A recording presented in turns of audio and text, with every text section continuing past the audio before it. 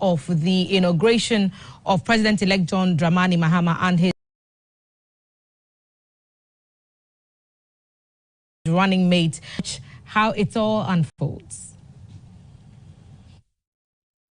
Live coverage is coming to you from the Black Star Square, also known as the Independence Square. This square holds deep historical and symbolic meaning to Ghana's independence. Now to a brief profile of our Vice President-elect, Her Excellency Professor Nana Jane Opoku Agyeman. Professor Nana Jane Opoku Agyeman was the Chancellor of the Women's University in Africa from 2018 to 2014. She was the first woman to hold the position of Vice Chancellor in Ghana, leading the University of Cape Coast from 2008 to 2012. Before I continue, permit me to mention that we have a cross-section of the various security heads. They were in our screen shortly. We are now seeing the arrival of various dignitaries and heads of states. We have over 19 heads of state present, 3 prime ministers, 5 vice presidents, 5 former presidents, and several heads of delegation. This attests to Ghana's soft power influence in the sub-region and in the world. In fact, there are also a lot of former heads of state of Africa, because I've seen Jacob Zuma, I've seen Ellen Johnson Sirleaf, I've seen General Obasanjo, I've seen Mr. Goodluck Jonathan, and a lot more others will be acknowledging as we go along. So this attests to Ghana's soft power influence in the sub-region. And just to continue with the profile of Ghana's first elected Vice President of the Republic of Ghana, Her Excellency Professor Nana Jane Opoku Agyeman. She was the immediate past president of the Forum for African Women Educationalists and chairperson of the Africa Board. She was also the Minister for Education from 2013 to 2017. She was also the head of the Department of English, Dean of the Faculty of Arts, Dean of the Board of Graduate Studies, Founding Dean of the School of Graduate Studies and Research, and Vice Chancellor at the University of Cape Coast. She is also a Fulbright Scholar. Professor Opoku Agyeman holds a Bachelor of Arts in French and English, a diploma in education from the University of Cape Coast, a diploma in advanced studies in French from the University of Dakar, and a Master of Arts and PhD in Literature from New York University of Toronto and Canada. Madam Vice President is the recipient of national and international awards, notably Officer of the Order of the Volta for academic distinction, the Ghana Women of Excellence Award, the education category, and she also holds Doctor of Letters, University of Cape Coast. On your screen now are the heads of the various security agencies.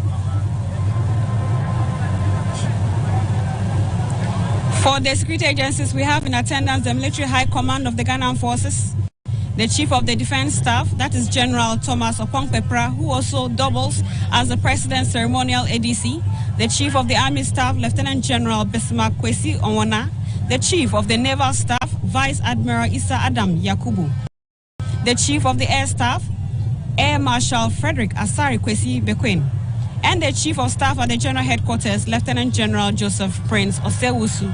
May I also add that we have the heads of the security agencies. We have the Inspector General of Police, Dr. George Akufu-Dampari, who is also the President's ceremonial ADC, the Director General of Prisons, Mr. Isaac Kofi Ejiri, the Commissioner General of the Customs Division of the Ghana Revenue Authority, Brigadier General Zibrim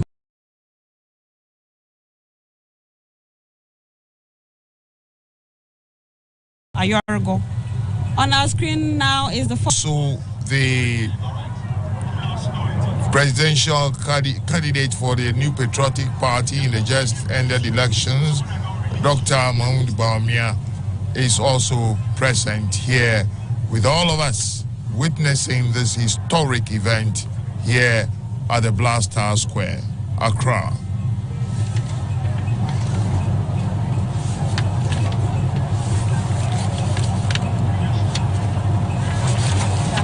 Dear viewers, as mentioned earlier, we have the various security agencies supporting the Ghana Police to provide security. Some of the duties include crowd and traffic control. As we can see, we have a lot of people in attendance this morning. So security personnel are deployed at various locations to ensure the total safety and security of attendees. This morning, we will see personnel from the Ghana Navy who will mount a full guard of honor for the inauguration here at the Independence Square. In the course of the program, we shall hear the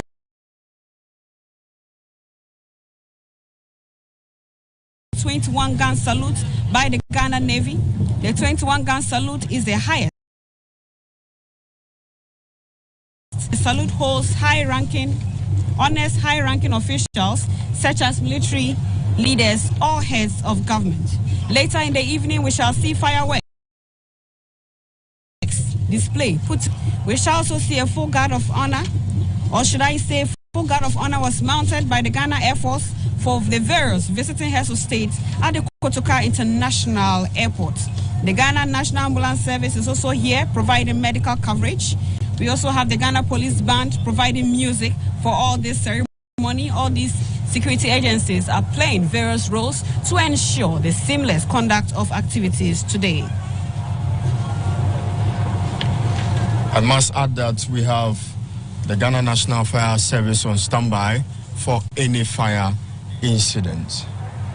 Dear viewers, you are watching GTV, the station of the nation, and we are bringing you the live coverage from the Black Star Square, also known as the Independence Square.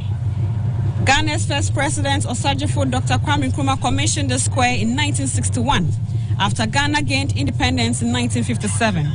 It also coincided with the visit of Queen Elizabeth II of the United Kingdom to Ghana. This square is now being used for important state ceremonies.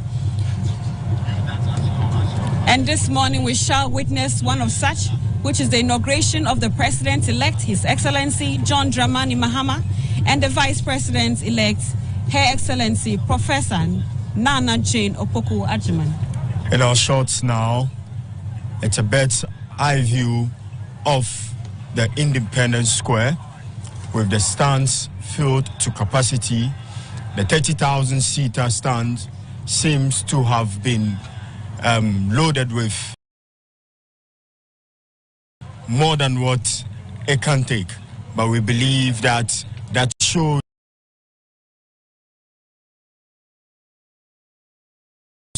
the commitment with which Ghanaians are showing towards this particular and it is the hub of democracy. We saw peaceful elections. We are going to see peaceful transition of power today. And just to run you through the order of events this morning, we are now seeing the arrival of dignitaries. Members of parliament are already seated. Former presidents are also seated. We've also seen the arrival of invited heads of state. Very soon we shall see the arrival of Her Ladyship, the Chief Justice, and the justices of the superior courts who will enter the chamber and take their seats. We shall also see the Right Honorable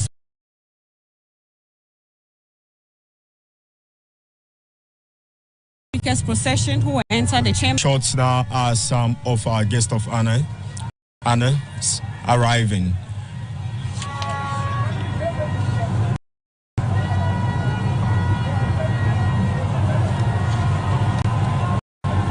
Dear viewers, you are watching once again GTV, the station of the nation, bringing you the live coverage of the inauguration of the President-elect, John Dramani Mahama, and Vice President, Professor Nana Jane Opoku Ajiman.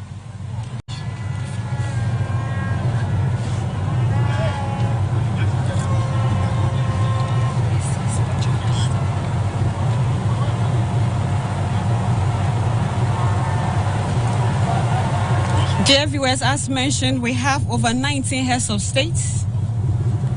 The special guest of honor is the head of state for the Federal Republic of Nigeria,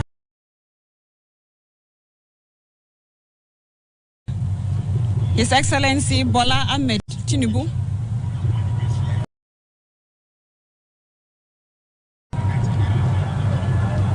Joseph Nyuma Boakai.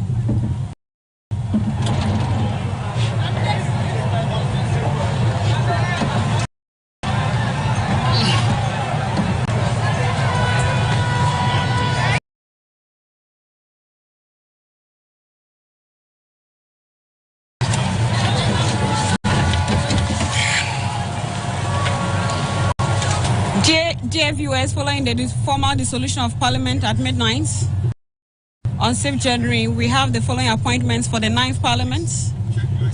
Once again on our screen are the heads of the various security agencies, the service commanders, and the heads of the various security services from the police as well.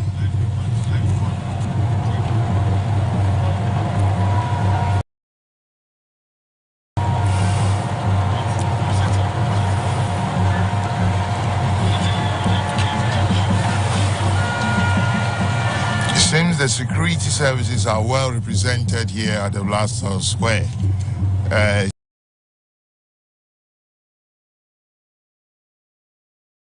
It's a beautiful thing that inauguration of the president and the vice president is indeed joyous. They cherish what is going to take place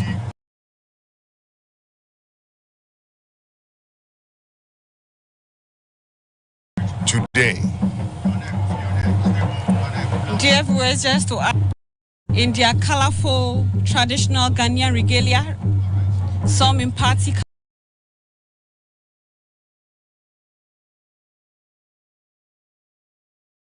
colors, and this is us as Ghanaians celebrating oneness and togetherness.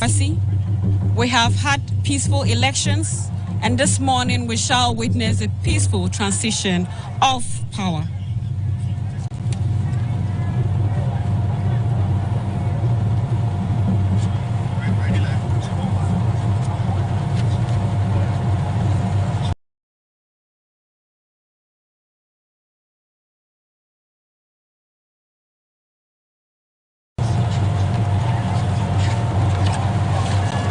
We have the following appointments for the 9th Parliament, where we have the Right Honourable Alban Kingsford Sumana Bagwin. We'll read his profile in the course of the program. The first Deputy Speaker is the MP for Akachi South, Bernard Ahiafo. The second Deputy Speaker is the Member of Parliament for Fomena, Honourable Andrew Amwako Esiama. For the majority side, we have the majority leader for the 9th Parliament, who is the MP for Ajumako Enyan Esiam, Dr. Kesiel Atoforsen. The deputy majority leader, who is the Member of Parliament for Elembele, Honorable Emmanuel Ama Kofibua. The majority chief whip is the MP for Adaklu, Honorable Governs Kwame Agboja. The deputy majority chief whip is the MP for Banda, Honorable Ahmed Ibrahim. For the minority side, we have Makin, the deputy minority leader, who is the Member of Parliament for Asokwa, Honorable Patricia Apieje. The minority chief whip, Honorable Frank Ano Dompre, who is the Member of Parliament for Isawam Adwajiri. The first deputy minority whip is Honorable Habib Idrisu, who is the MP for Tolon. And the second deputy minority whip is Honorable Jerry Ahmed Shaib, who is the Member of Parliament for Weja Bawi. Now let me run you through the program as it is. We are expecting Her Ladyship, the Chief Justice and Justice of the Superior Courts, to enter the chamber meaning here at the Blaster Square, and then followed by the Speaker's procession. And the Speaker will take his chair, then he will call the House to order. The majority and minority leaders, at the invitation of the Right Honourable Speaker, will join the procession to receive His Excellency the President-elect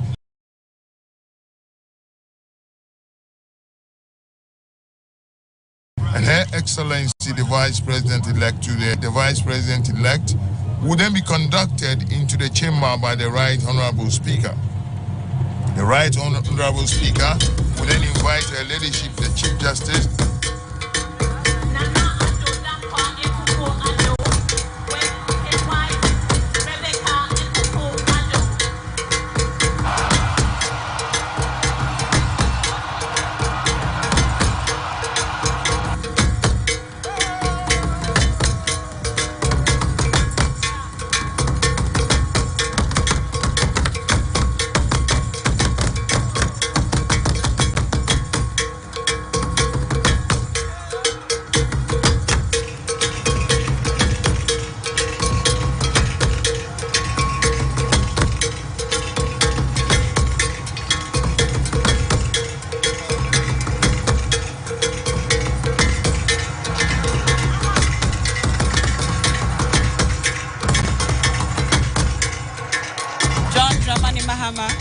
Vice President-elect Professor Nana Jane Opoku-Adjei.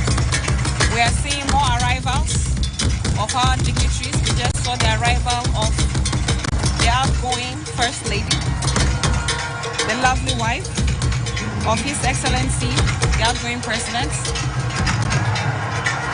So on our screen now is the outgoing President, His Excellency Nana Adodankwa Akufo-Addo, and his lovely spouse, Madam Rebecca Akufo-Addo. You are live on GTV, the station of the nation, and we are telecasting this event live across all the regions in Ghana. And I believe you can also listen to our radio commentaries on all the regional FM station of the Ghana Broadcasting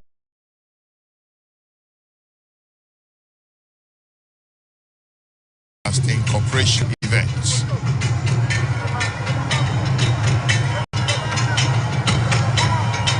So we still have more arrivals. Distinguished guests, we also have in our midst Head of State of the Democratic Republic of Congo, His Excellency Felix Tshisekedi. You are most welcome, sir. Witness the arrival of the Right Honorable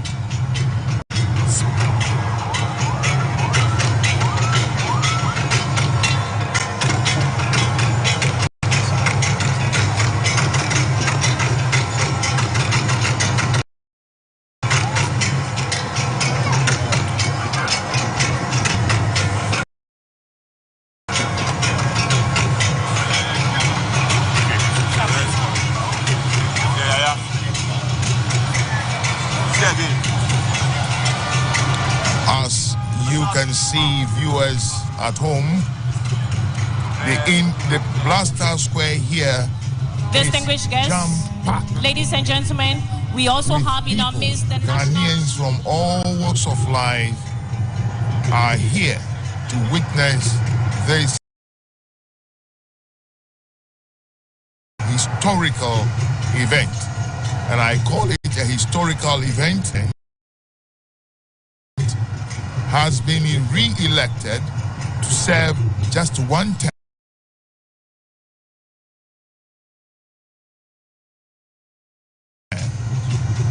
We also have arriving is the Chief Imam, Sheikh Osman Sharabutu, one of the spiritual pillars of our country, especially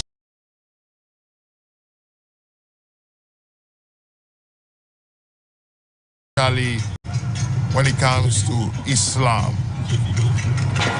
Distinguished viewers, if you have just tuning in, you're watching the inauguration of President John Dramani Mahama. And permit me to add that in the course of the program, we shall see the President's official ADC in the person of Lieutenant Colonel Abdul Wahab Issa.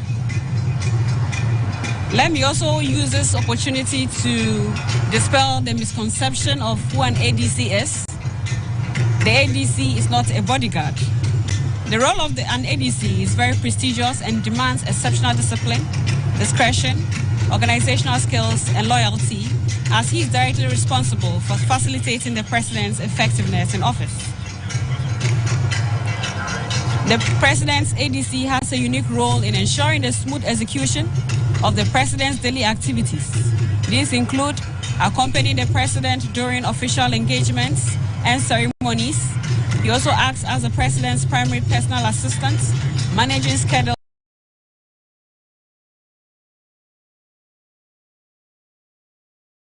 and ensuring the President's time is optimized. Also coordinates transportation, accommodation, and other logistical needs for the President's travel. He also manages sensitive information with discretion and professionalism, and he acts as a trusted confidant to the President in various matters. The ADC is also a link between the President and other government officials and relays instructions from the President to the relevant stakeholders, all teams. He also ensures adherence to official protocol during events, both domestically and internationally. He is also responsible for supervising ceremonial arrangements and ensuring they are aligned with the dignity of the office. He can also offer counsel on matters related to military or security issues, given his military background. So the ADC has a lot to do. He is someone who is prestigious with exceptional discipline, discretion, and organizational skills. And today, for the very first time, we shall see our president-elect and his official ADC. Now, does that mean that the vice president will also have an ADC? Can you explain that for us? The vice president will also have an ADC, and the vice president's ADC is from the Ghana Police Service. As mentioned, these senior officers are carefully selected. They are selected based on a number of qualities. And as I mentioned, the person should be someone with great organizational skills, who is loyal, who is disciplined, who has discretion, because they are responsible for accompanying the president during his official engagements and ceremonies. They primarily act as the personal assistants, managing schedules and ensuring the president's time is optimized. Now, on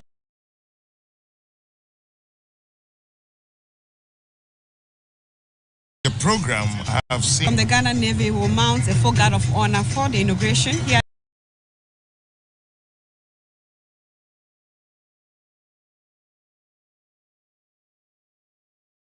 Independence Square. And during it surpasses all other salutes with fewer rounds. This ceremonial honor holds great symbolic significance. Its purpose varies and depends on the context, but is generally associated with respect, tribute, and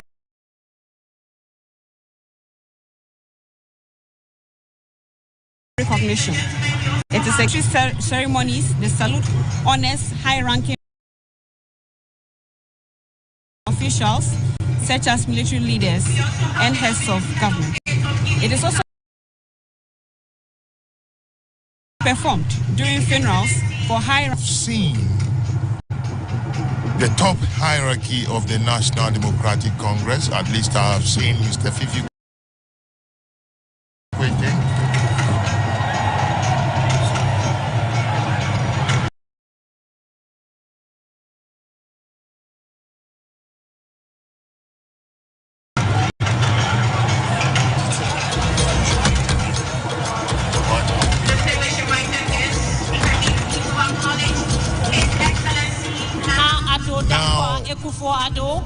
And his wife, Her Excellency Rebecca Akufo-Addo. The Black Stars were here in Accra. And as I was saying before, I've seen the top hierarchy of the National Democratic Congress. At least I've seen Mr. Fikwete, I've seen Professor Joshua Alabi. Your Excellencies, invited guests, ladies and gentlemen. Currently, our very special guest of honor is the President and Commander-in-Chief of the Armed Forces of the Federal Republic of Nigeria, His Excellency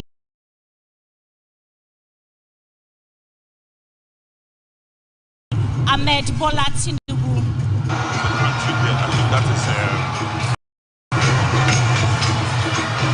That's Senegal.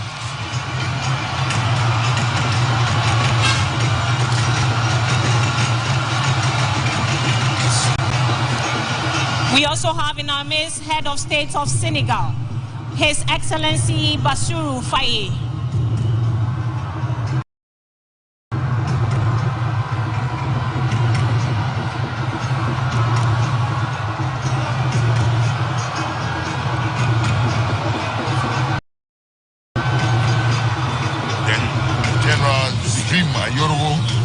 We also have the Director of National Investigations, Beru, Nana Atobra Kweku, the Chief Officer, Mr. Julius Kumwo. and the Controller General of the Ghana Immigration Service, Mr. Kwame Isua. For the security agencies, we have in attendance the Military High Command of the Ghana Armed Forces. That is the Chief of the Defense Staff, General Thomas Opompepra, who is the President's Ceremonial ADC, the Chief of the Army Staff, Lieutenant General Bismarck Kwe Omona, the Chief of the Naval Staff, Vice Admiral Issa Yakubu, Your Excellencies, distinguished invited guests, shortly we'll see the procession of the judges of the Superior Court of Ghana joining in.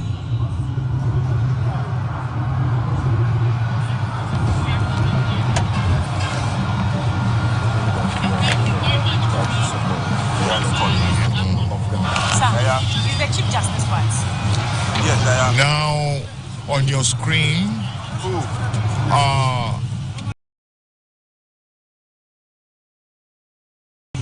members or the judges of the Justice As we welcome Her Ladyship and other the Chief Justice Gertrude Araba Isaba Saki Tokonu, leading the procession of the Justice of the Superior Court of Ghana. And be with them as they administer their various oaths to all of us Ghanaians. Dear viewers, let me just add that Her Ladyship Justice Gertrude Araba Isaba Saki Tokonu was sworn into office as the 15th Chief Justice of Ghana by His Excellency Nana Addo Dankwa Akufo-Addo as mandated by the 1992 Constitution.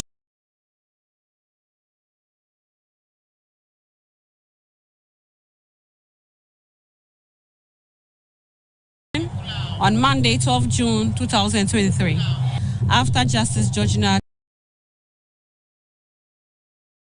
Theodora Wood, who served from 2007 to 2007 in the Judicial Service of Ghana, she took over from His Lordship Justice Enim Yeboah, who retired on 24th May 2023 as required by the law.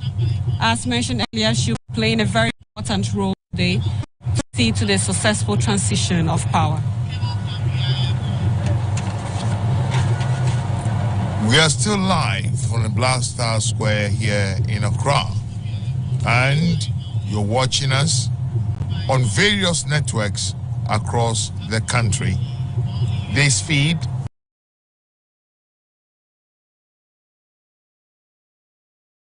is also being picked, I must say, and as you can see, some members of the diplomatic corps. I can see a Catholic or a clergyman. I can see people, invited guests from the diplomatic community, all here at the Independence Square or the Black Star Square as it is. We have over 19 heads of state gracing this occasion. We have 3 prime ministers, we have 5 former presidents, and we have 5 vice presidents. We have various heads of delegation from Africa and across the world, all here with us to celebrate this peaceful transition of power. This once again demonstrates Ghana's influence, Ghana's soft power influence across Africa and the world. In fact, their presence here is a testimony to the success of our democratic experiment. Other countries in Africa never had it the way we have. There have been chaos, there have been fights, there have been protests across some countries in Africa. We thank God that our transition has been relatively peaceful. And this is not the first time we are transiting power from one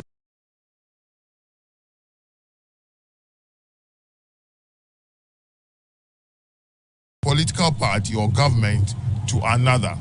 From the 2009, then we had another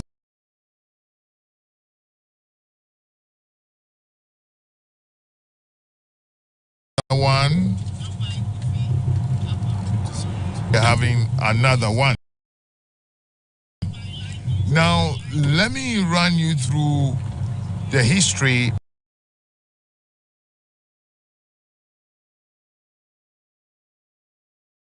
of the Fourth Republic. Ghanaians, as our head of state or president, from the 7th January 1993 to 7th January 2001. He was distinguished guests, ladies and gentlemen. Of Ghana. We also have in our midst head of state of Kenya, His Excellency William Ruto.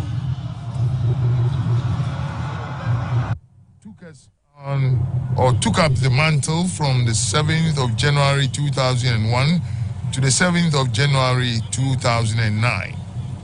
Then Professor John Atta Mills also took up the mantle from the 7th of January 2009, and he died in office 3 years later. In fact, it was 3 years, 199 days. Then John Mahama took over and was our president for the rest of the term of Professor John Evans Atta Mills. And he was eventually voted into office and inaugurated on the 7th of January 2012. And he was in the seat till the 7th of January 2017. 4 years, 167 days. Then the mantle fell on Nana Addo Akufo-Addo from the 7th of January 2017 till yesterday, in actual fact, when he had to relinquish the seat through the due democratic process which Ghana has now been known for. Now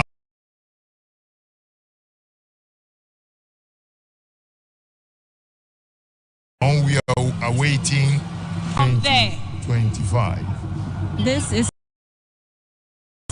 all persons standing on the driveway from the entrance should kindly move from there. Thank you.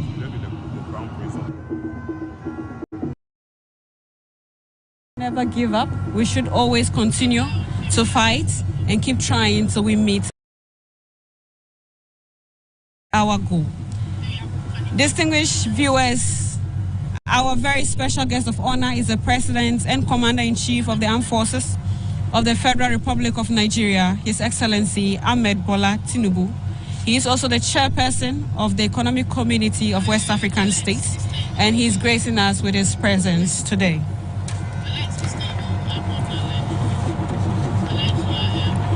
On your screens now are the members of the Supreme Court, the judges of the Supreme Court who are here present.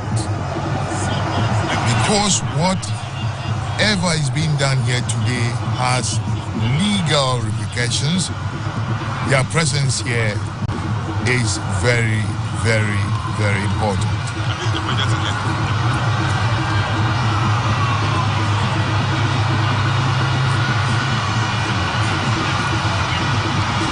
So we are seeing the arrival of more dignitaries.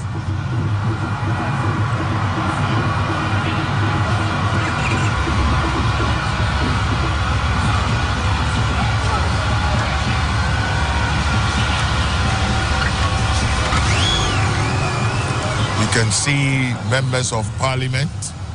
You can see the Honorable Sam George, the Honorable Haruna Idrisu, Honorable Muntaka, and a host of their colleagues from the National Democratic Your Excellencies, Congress.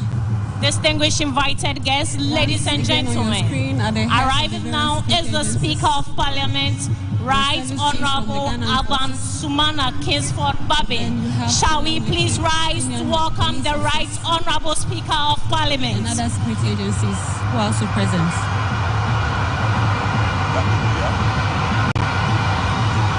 All is now set for the arrival of the Speaker of Parliament, the Right Honorable Alban Sumana Kingsford Babin. Very soon, the entire space distinguished guests, will be converted very to soon the entire space of this sphere will be converted to Parliament for the swearing in of the President-elect and Vice President-elect. The arrival of the Speaker of Parliament, Right Honorable Alban Sumana Kingsford Babin. He will very soon call this place to order, and this place will be converted to Parliament for the swearing in of the President and Vice President-elect. You know, yesterday I learned from the Speaker that his name is Sumana. You know, and sometimes we in the media mispronounce the names of people a lot. And I think we must have our game. Please be seated. Taking the advice or on how to mention names.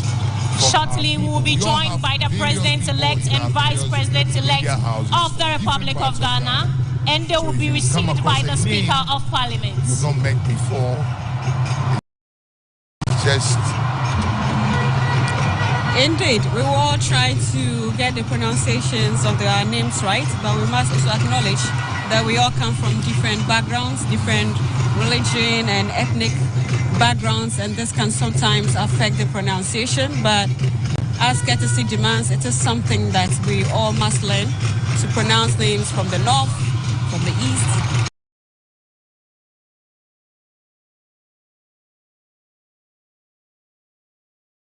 From the west, regardless.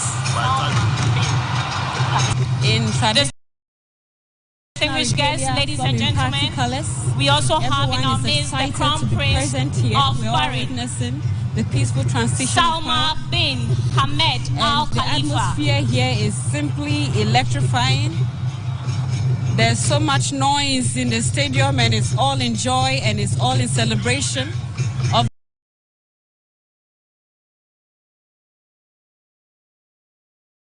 this historic moment in the history of at the Blaster Square.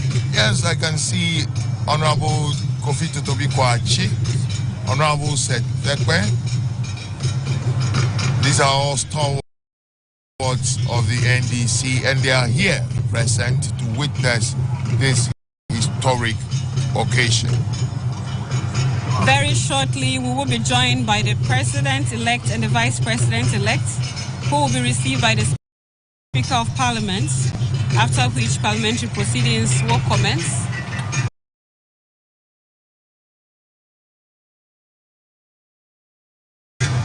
In our screen, we can see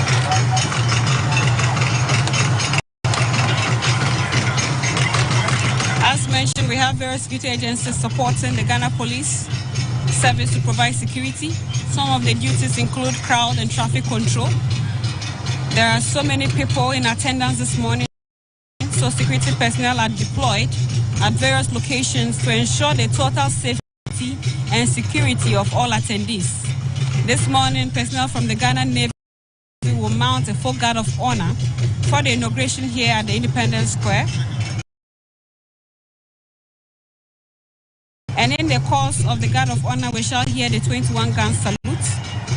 As mentioned earlier, the 21-gun salute is the highest level of honor accorded to any president, head of state, or senior military head. It is a gesture of respect and recognition for a sovereign nation and its leader, such as the president, king, or queen. It is also performed during funerals for high-ranking officers, presidents, or other notable figures. On our screens now is the President John Ajekun Kufuor. the outgoing Vice President, His Excellency Alhaji Mahmoud Bawumia, and his lovely spouse, Madam Samira Bawumia.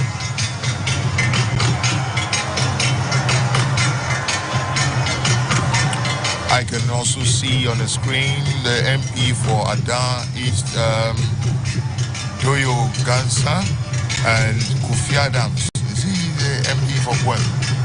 I should think so. You don't have.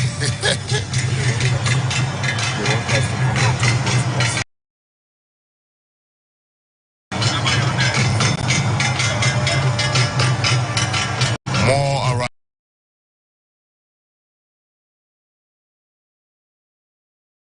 arrivals on your screens, and you can see that the Blaster Square here is packed to capacity.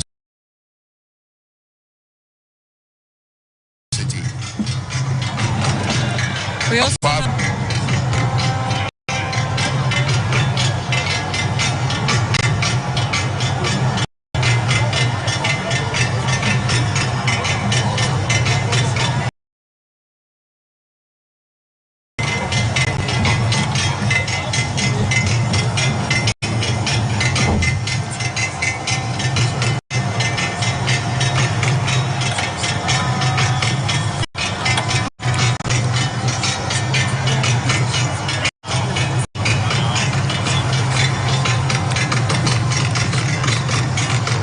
dear viewers, we are seeing more arrivals of dignitaries.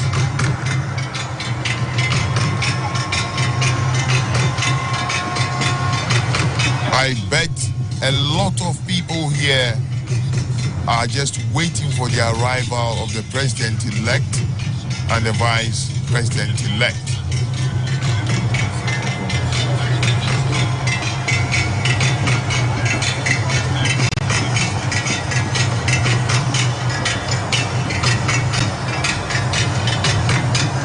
This seems to be the arrival of the head of state of Sierra Leone, His Excellency Julius Maada Bio.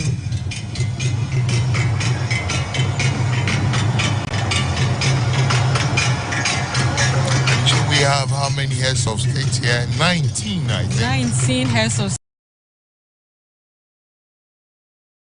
states, 5 former presidents, 3 prior, and the whole world. I hear there's a U.S. delegation too in town to witness this historic event. Exactly. The United States President, His Excellency Joe Biden, has sent a high-powered delegation to witness this event as well. We can't count out the party supporters who are also here in the On your screen now is the minority leader, Mr. Afenyo Marking, Honorable Afenyo Marking. Valerie Sawyer is also there, and Dr. Kwabena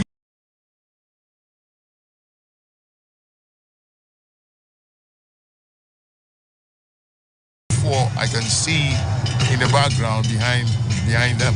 And we have the as mentioned, the audiences are from wide and vast, from Africa, from the world, within Ghana. It's just massive. The attendance is massive, and it's just wonderful to behold this historic moment.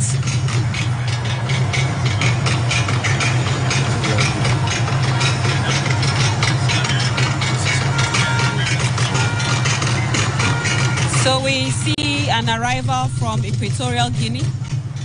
And from Equatorial Guinea, we have the arrival of the Vice President, His Excellency Teodoro Obiang Nguema Mbasugu from Equatorial Guinea, leading the delegation.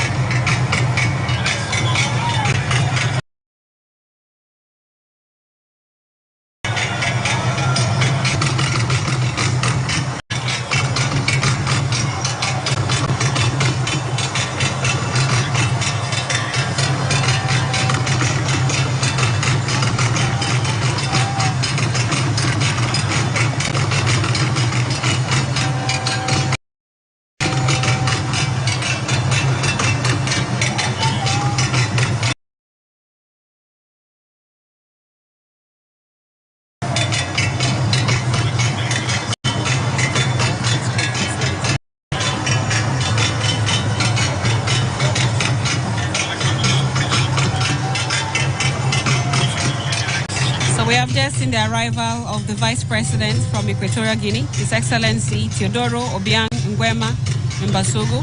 He's leading a delegation to this August event. Our president, you can see a very long queue of vehicles of dignity. Yes, there is the incoming Chief of Staff, Julius Debra, and Chairman of the National Democratic Congress. He was also the President affectionately called General Mosquito. Having previously occupied the high office of president between January 7th, 2013 and January 6th,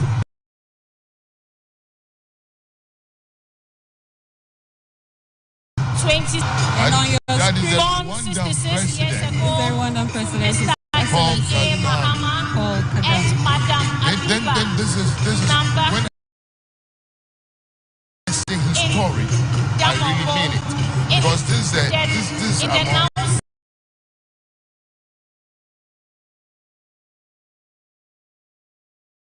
Savannah region of Ghana, of Parliament for Bole Bamboi constituency, Deputy Minister for Communications, Minister for Communications,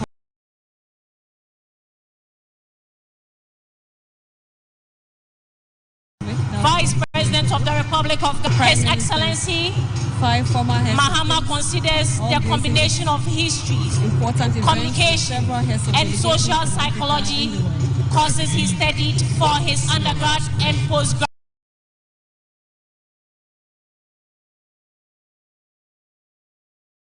degrees.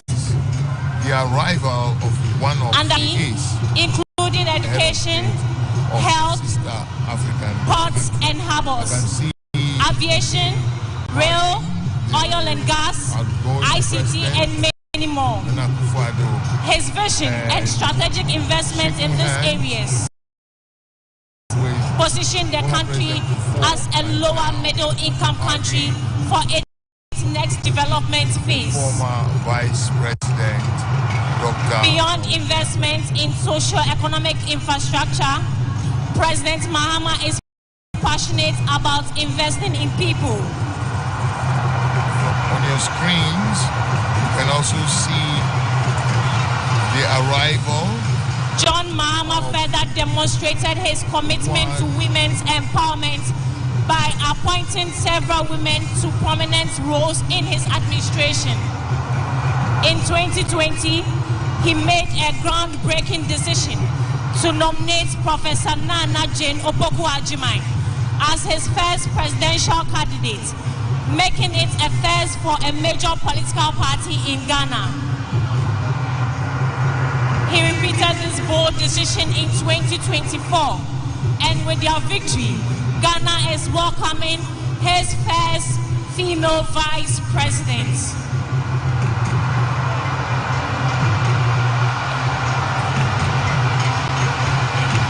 His Excellency John Mahama is an avid reader, author, and historian. Over the course of his career, he has written for several newspapers and authored several publications.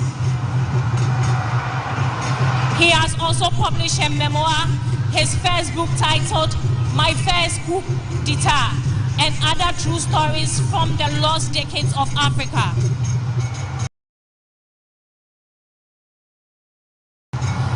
President. So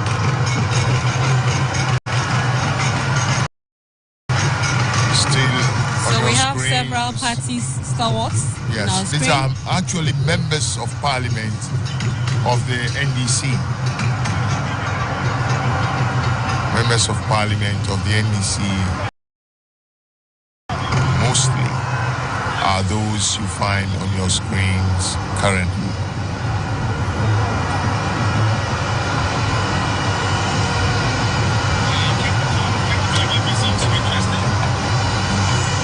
And these are members of parliament of the MPP on your screens, as more and more dignitaries arrive at the Black Star Square here to witness the May I now call the House to order? and invite the majority and the minority leaders to assist me receive Her Excellency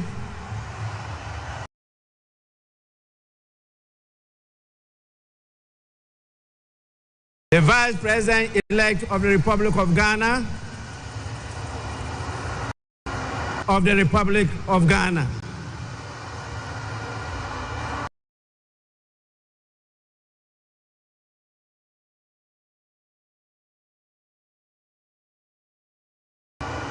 Honorable Majority and Minority Leader.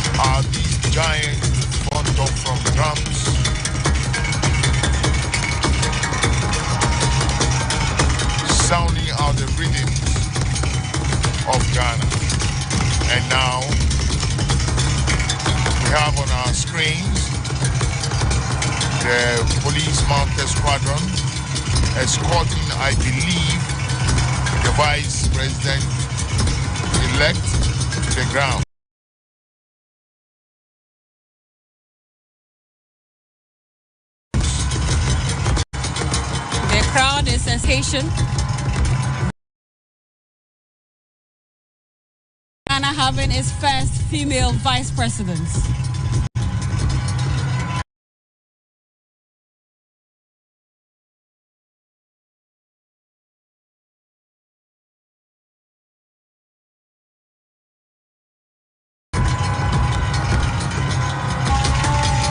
Here is intense. Happiness, excitement, all in readiness for what we are about to witness. And security is also in full force. We have various security personnel deployed to ensure the total safety and security of personnel. They are all playing critical roles to ensure that this event goes seamlessly, devoid of any major hitches. We have rich display of culture.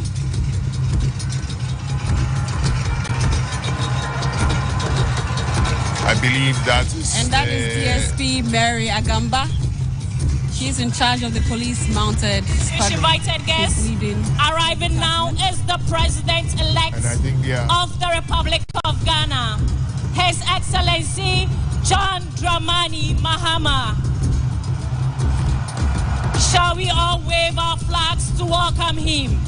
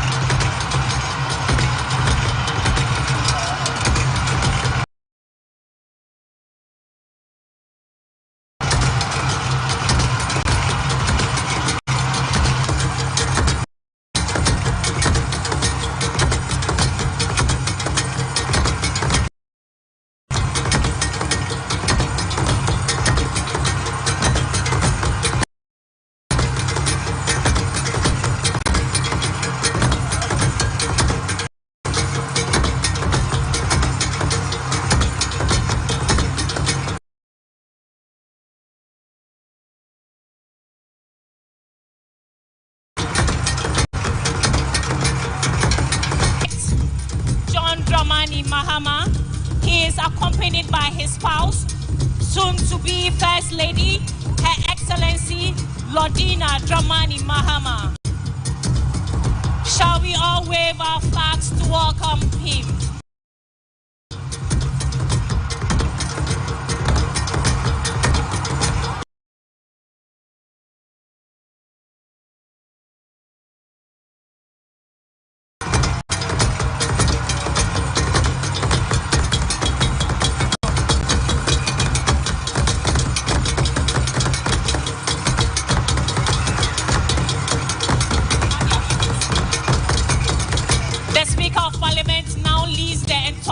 Into the Chamber of Parliament here at the Black Star Square.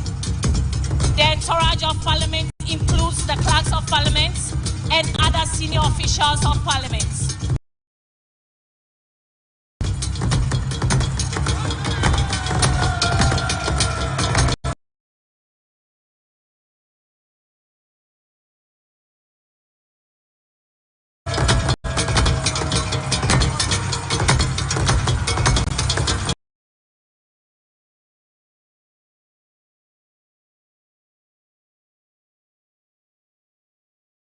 As I mentioned earlier, we will soon enter the chamber of the chamber.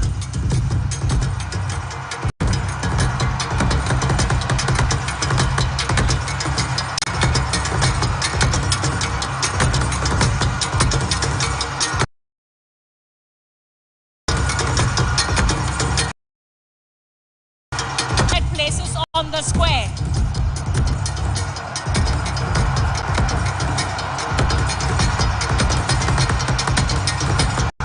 Please, if you are not authorized to be on the square, kindly move back.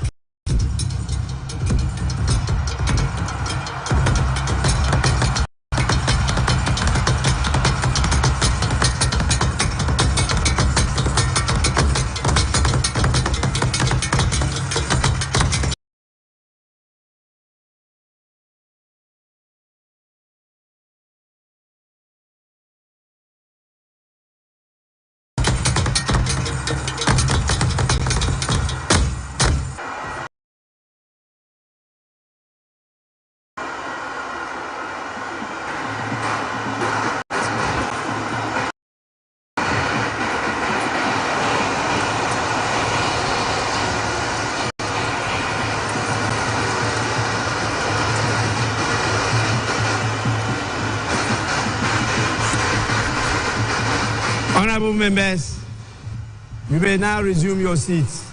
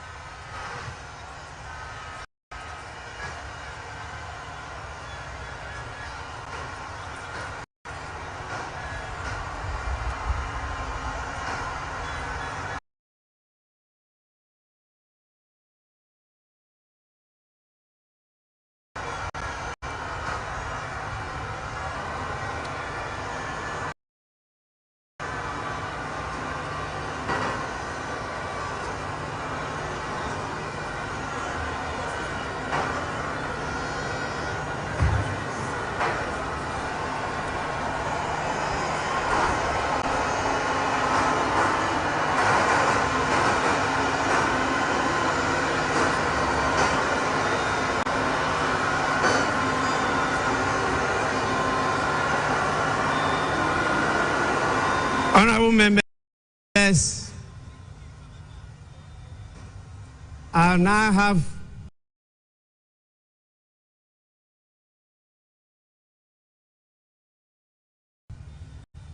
the singular honor of the Republic of Ghana to administer the oaths to the President-elect and the Vice President-elect. We will start with the Vice President-elect, who will take and subscribe to the oath of allegiance and the oath of the Vice President. Your Ladyship, the Chief Justice, you may now do so now.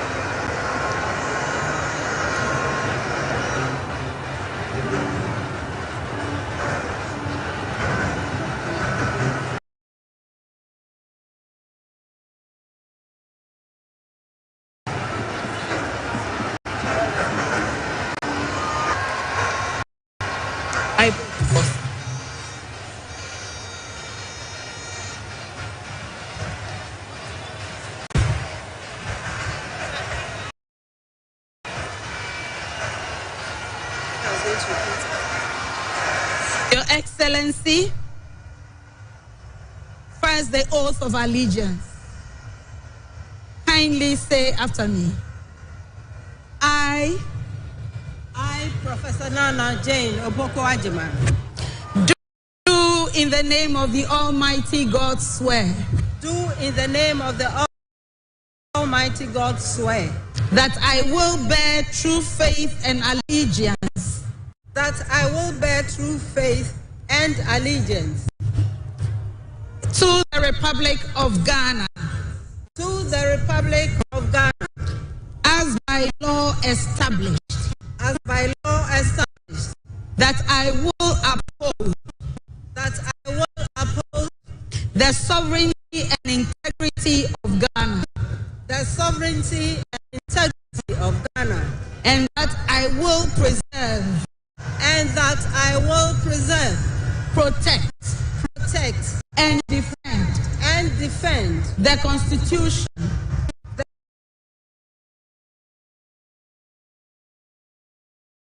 Constitution. Of the Republic of Ghana. Of the Republic.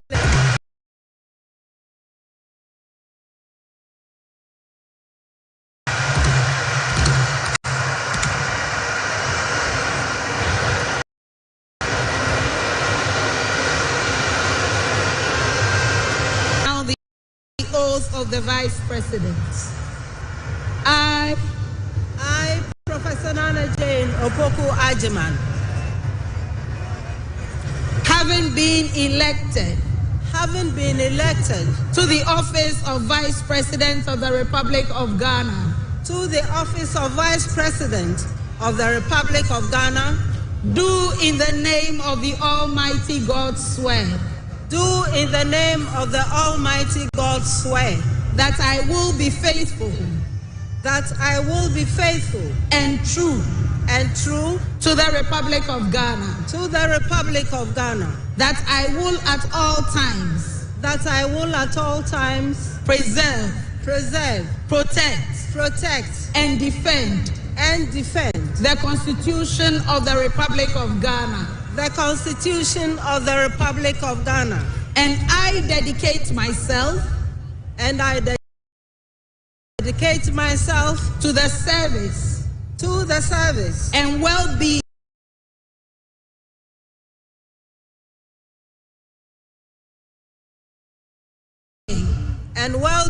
and to do right to all manner of persons.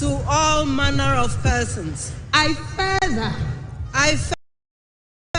solemnly swear that should I at any time break this oath of office,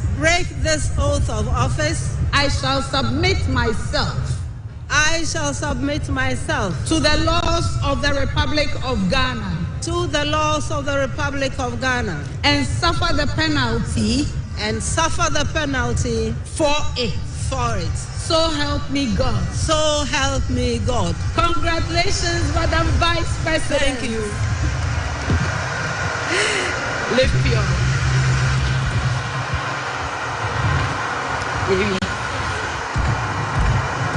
Honorable members, the Vice President of the Republic of Ghana shall now sign the oath book.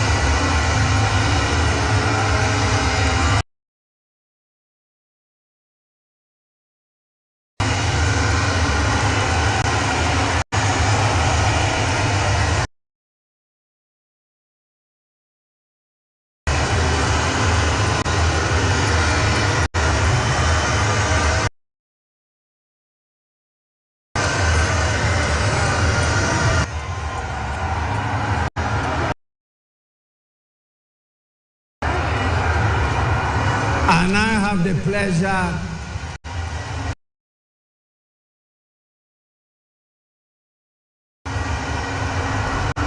and Excellency, the President-elect, to take and subscribe the oath of allegiance and the presidential oath. To do so.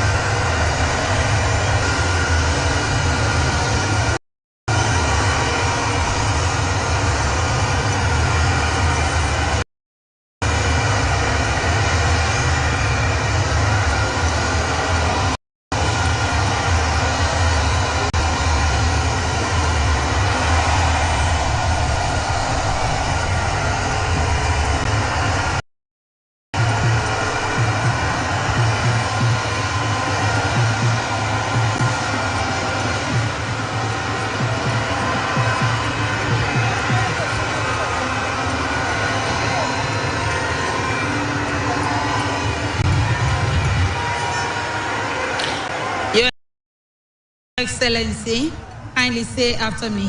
This is the oath of allegiance. I. Your name. John Dramani Mahama. Do in the name of the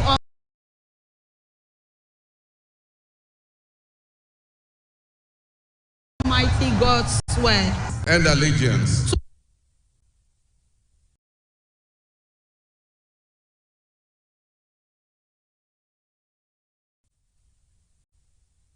The sovereignty and integrity of Ghana, and that I will preserve, protect and defend the Constitution of the Republic of Ghana, so help me God.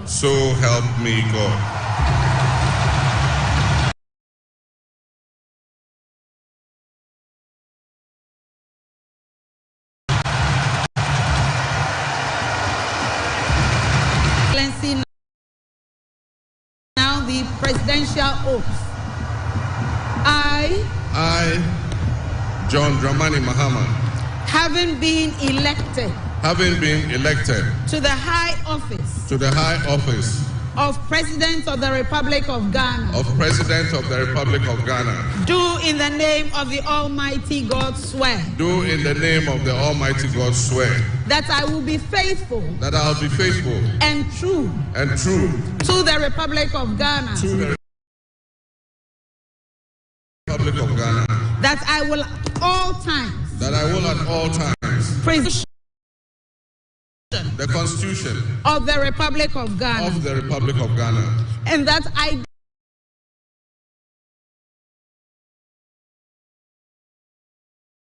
dedicate myself, Republic of Ghana, and to do right, to all manner of persons.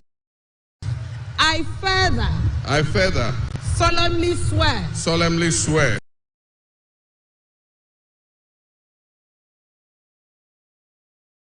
that should I at any time to the laws of the Republic of Ghana and suffer the penalty for it, so help me God. Congratulations, Mr. President. Let me be the first.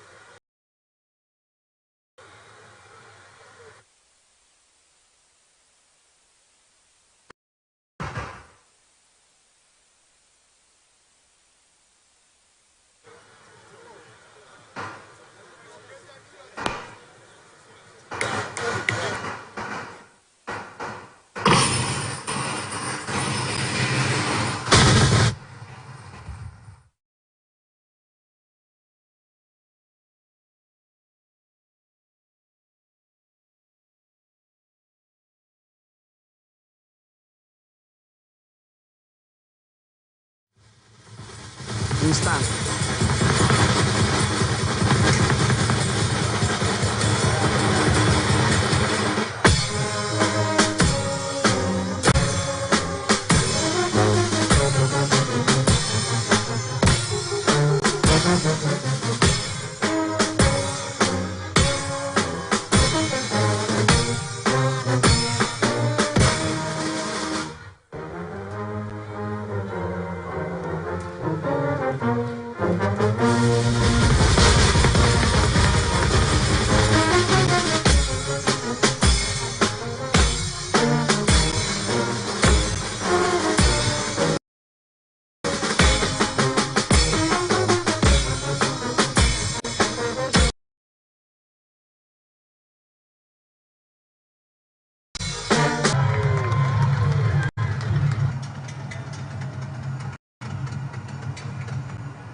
Culture and steady in its pursuit of progress. Today, we celebrate a momentous occasion in our nation's history as we welcome the newly elected president, His Excellency John Dramani Mahama.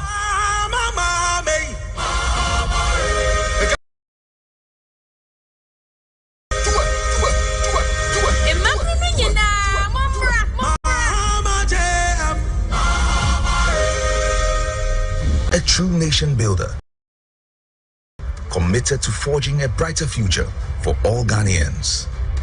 John Mahama embodies the pillars of leadership that our nation craves: trustworthiness, reliability, modesty, and above all, truthfulness.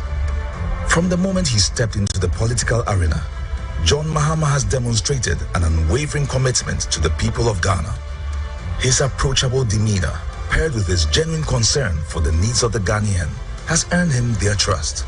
A trust that is pivotal for any leader aiming to guide a nation through challenging times. What I really like about JDM is his humility. The man is simply so down to earth, it's unbelievable. He's so humble, it's unbelievable. I really like that about him. John Mahama Osronyame, Odonya.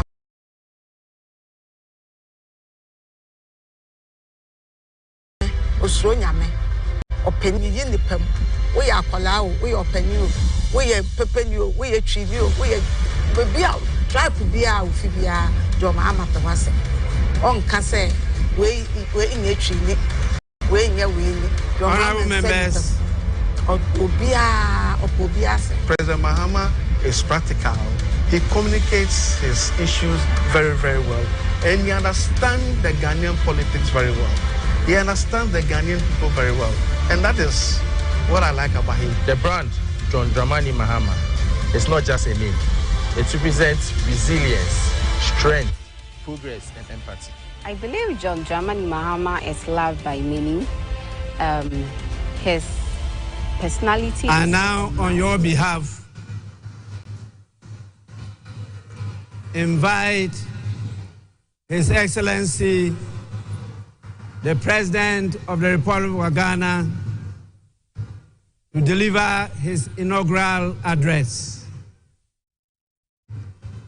Your Excellency, you may now proceed to do so.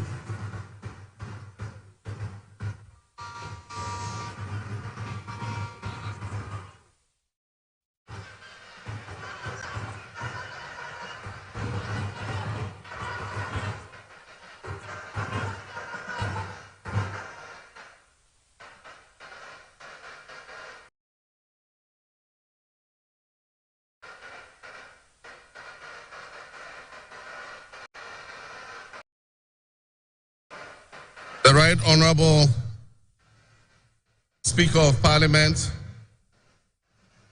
Honorable Members of Parliament, Her Excellency, the Vice President of the Republic of Ghana, Jane Nana Opoku-Agyeman, Her Ladyship, the Chief Justice, Your Excellency, Bola Ahmed Tinubu, President of the Federal Republic of Ghana, and special guest of honor for this occasion, Your Excellencies, Presidents, heads of government and development agencies, Your Excellency Nana Addo Dankwa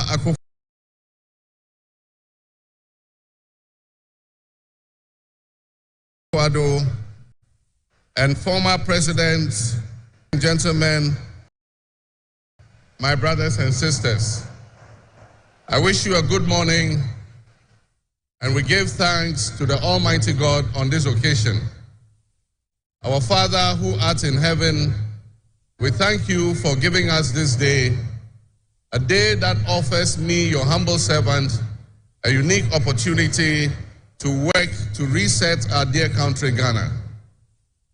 32 years ago, on January 7th, Ghana made its first and most successful democratic transition, a reset, with the swearing in of the newly democratically elected President Jerry John Rawlings of blessed memory. Our nation was returned to a multi-party democracy with a new constitution that went into effect, and the Fourth Republic was officially established. I refer to it as a reset because on that day in 1993, we made our fourth attempt at establishing a democratic system of government with term limits based on free, fair, and transparent elections. The handover of power on January 7, 2001, between former President Jerry John Rawlings and at the time the newly elected President John Agyekum Kufuor, tested that reset, and our nation passed with flying colors. So today, with my induction as the new President of the Republic of Ghana, every 4 years with each newly elected president. Today, we're also making a different kind of history, one that speaks to our maturity as a democracy, a nation of citizens enfranchised with the authority at the polls to determine their political future. Today's exercise between the outgoing President, His Excellency Nana Addo Dankwa Akufo-Addo, and I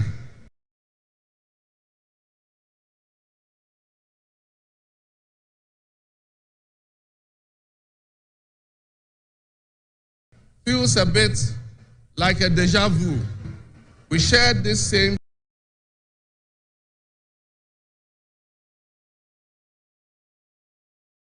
space. I was the outgoing president, having served one term, and he was the incoming president, having been given a mandate by the people of Ghana, as I'm sure we are today, that it is the people of Ghana that we are elected to serve. Somehow, it seems fitting that it is with Nana Akufo-Addo that I twice shared this stage and this unique historical distinction, because Nana Akufo-Addo and I began our national political careers in Parliament in the same year, 1996. He has always greeted me with warmth, a firm handshake, and a smile. And he is perhaps the only person in my life who has persistently chosen to call me Johnny.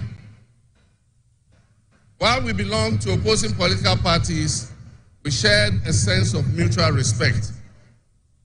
In those early days, we probably could not have imagined that destiny would bring us to the leadership of our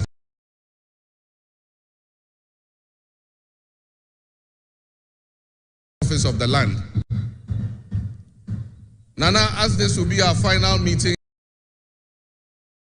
under these circumstances, and as I look back on the journey we have traveled together,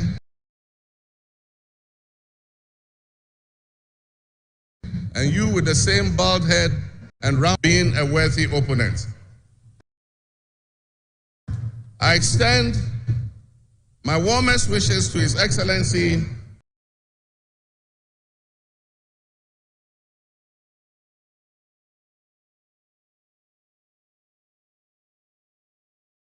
the former Vice President, Dr.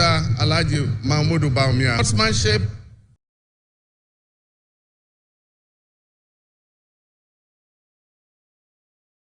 in making track contest. I wish you all the best. The world in which Ghana exists today, as I begin this presidency, is not the same world in which we have relations. These tensions and conflicts place pressure on alliances to decide where we will support. There's a seismic shift happening within the system of global economic dominance. Whereas the G7 nations, United States, the United Kingdom, Canada, France, Germany, Italy, and Japan once provided the highest percentage of the world's GDP, over the last decade, that number has been steadily dropping. However, the combined total of the GDP of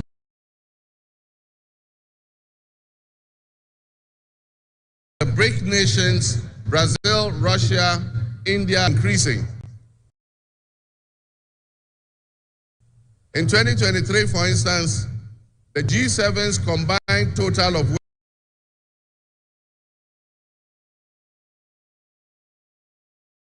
GDP was 27%. In 2023, the BRICS percentage of world GDP was 37.3%. And so what does this mean to us in Ghana? What could it mean to our economy? Where do we fit in this geopolitical maelstrom? Technology such as artificial intelligence has taken us to new heights, opening up the potential for national, financial, and personal security issues that we are not yet able to imagine.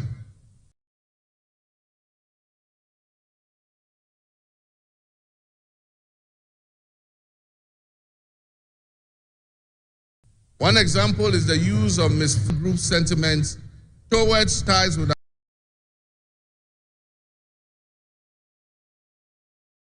our neighbors to ensure that we're working together to keep our sub-region safe. We stand in solidarity and work borders.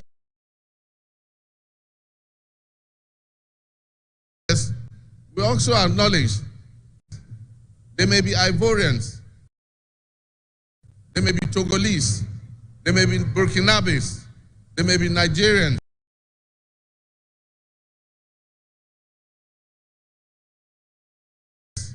or Mali, in Zemes, their houses, their moshis and gourmets, because we are all part of one another, one big family.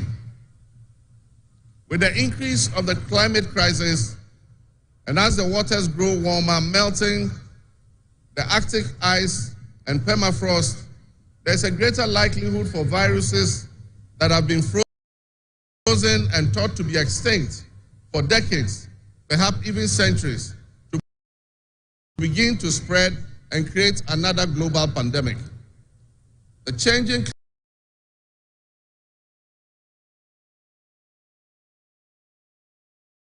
climate conditions are enabling existing viruses to spread and mutate at a faster and faster rate than they did before.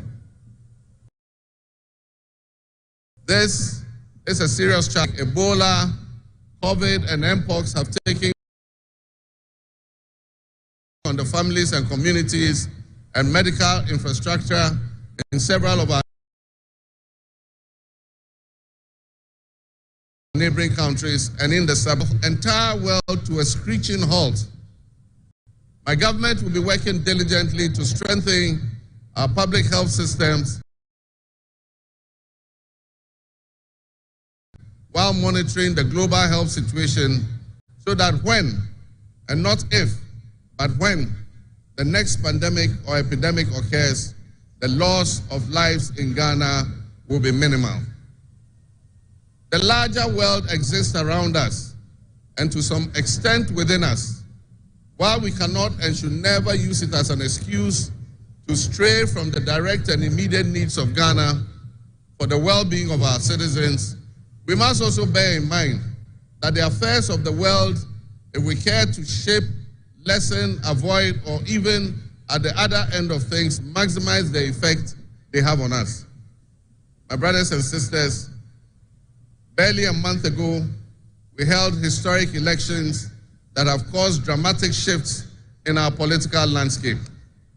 I feel greatly honored that you, my compatriots, considered me worthy of receiving such an unprecedented and overwhelming mandate to steer the affairs of our beloved nation at this critical time in our history. The magnitude of this victory in the presidential elections and the gains that were made by my party, the National Democratic Congress, in the parliamentary elections naturally and justifiably resulted in great joy and celebration across our country, Ghana. But celebrations, no matter how justified and how well earned, must be supplanted by discernment, sobriety, and deeper insights into why we received this kind of mandate in the first place. By voting as you did on December 7th, the Ghanaian people conveyed a powerful message, yet often overlooked by us politicians. This message was powerfully emphasized by a giant of American political history, President Ronald Reagan, when he declared at his inauguration some 40 years ago that governments have no power except that granted by the people. While Ghanaians take great pride in our thriving democracy, they are deeply dissatisfied with the quality of governance over the years and have openly voiced that dissatisfaction through the decisive actions that they undertake at the elections. Our people also understand that democracy is not just a token. They expect that if democracy is celebrated as a superior means of governance, then its outcomes must be more tangible and benefit them in their individual lives. Any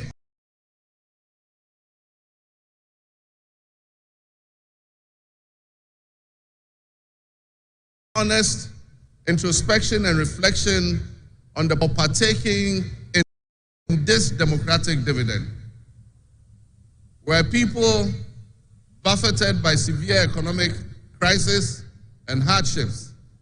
And in the last few years, we have lurched from crisis to crisis. But there is hope on the horizon. Today should mark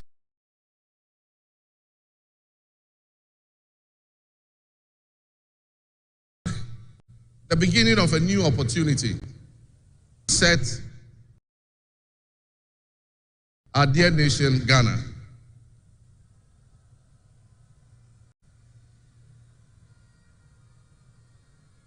To the millions of my fellow countrymen and women who joined long queues and waited in the sun for their turn honoring me, my firm, immutable assurance is that your votes will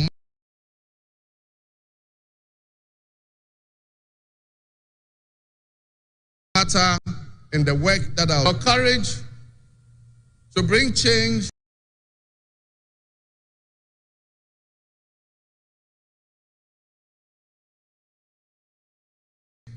will not go in vain.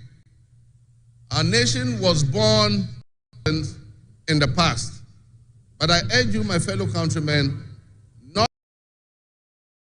to be sucked into a state of perpetual pessimism. For some time, our country has urgently needed leadership with an unwavering desire to get things done. With your cooperation and your help.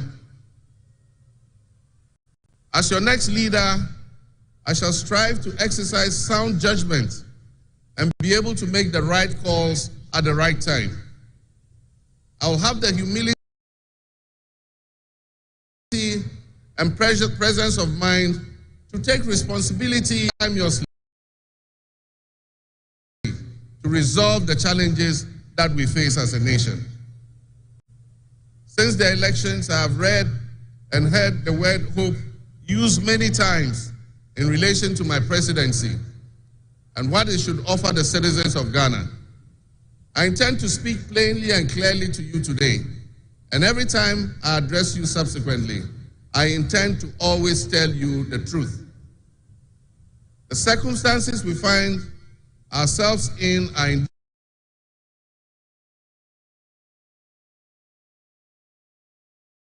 dire. The first is economic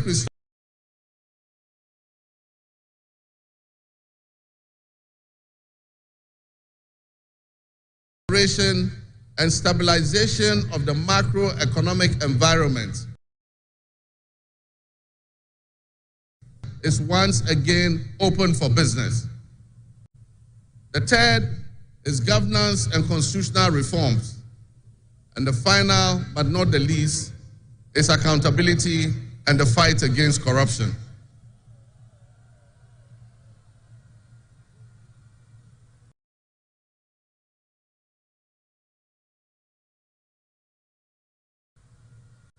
My brothers and sisters, actions in which I have enumerated 26 actions that I'll take within my first 120 days. There is reason for hope, and there is every reason for hope. But we must also have faith, because faith empowers us to trust the things that will happen. With faith, you believe what you know, and that is why we need faith to be able to achieve our reset. We need a reset with the faith we have in our country and our leadership. We need a reset with the faith we have in our institutions. That I mean in all of us, because all of us are Ghana. You are Ghana, and I am Ghana. All of you seated here today, Ghanaian citizens, you are Ghana. The people who you are with or near you as you watch this on television, in your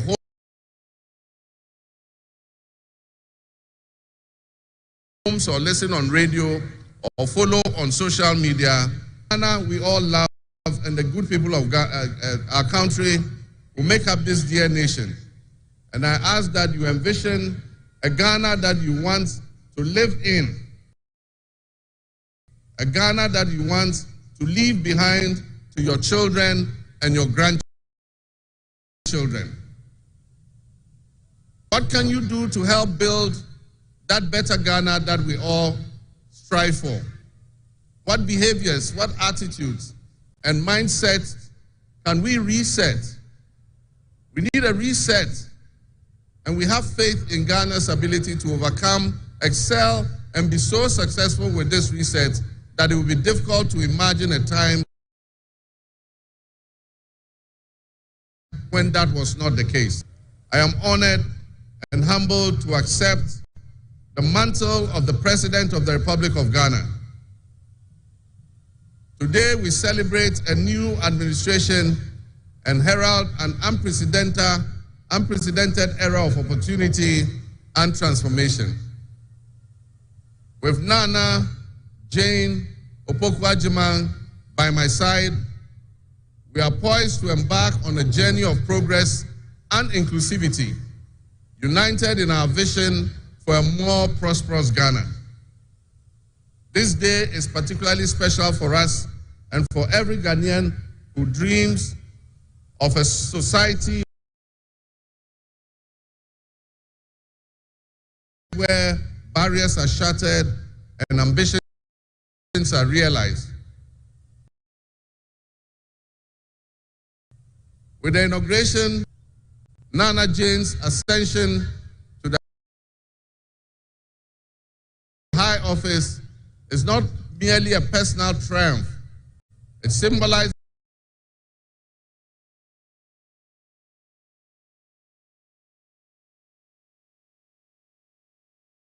voices are collective, cherished, and amplified.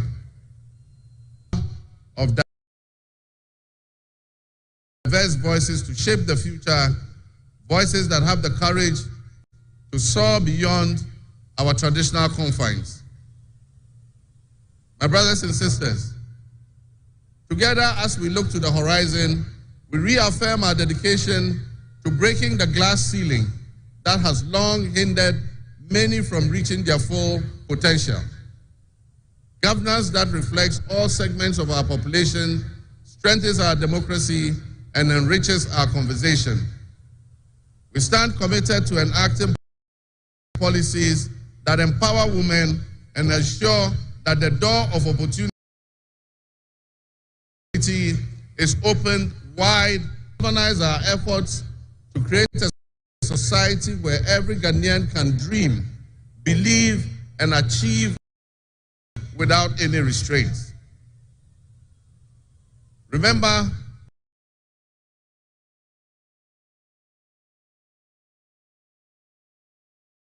that great leadership is not defined merely by administration. Along with my Vice President, Nana Opoku-Agyeman,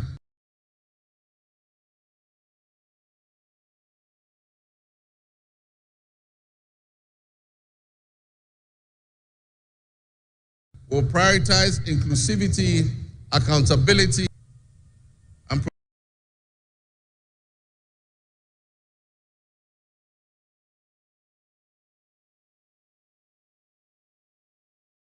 profoundly grateful for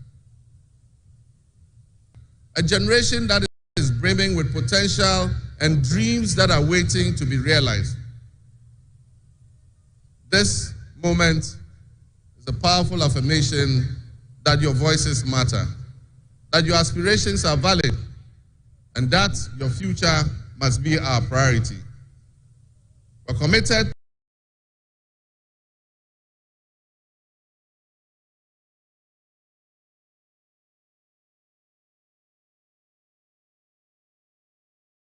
to translating your hopes into action and create to be tailored to sustain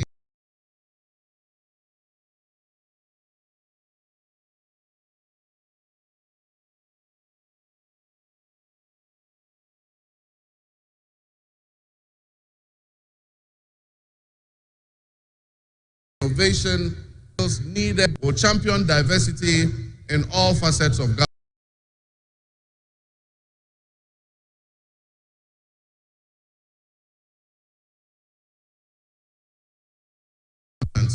Ensuring that every Ghanaian, regardless of your nation story. Ghana's youth represent the heartbeat of our democracy. Their ambition will drive our policies as we strive to create an inclusive, equitable society where everyone has a seat at the table. Our vision hinges on the introduction and implementation of a 24-hour economy. A vibrant 24-hour Ghanaian economy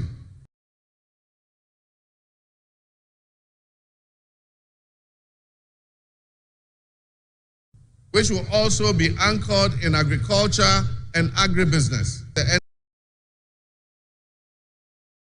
energy and creativity of all our people. Just imagine a Ghana where our markets are alive and bustling at all hours, such that businesses can operate flexibly to meet the diverse demands that they are subjected to. And young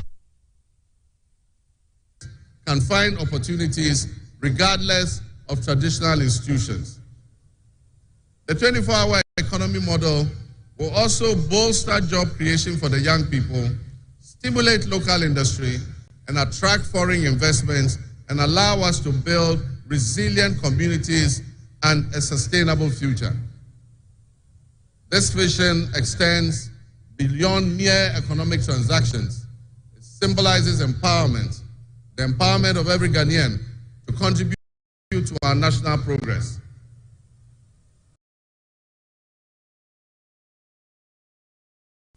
My fellow citizens,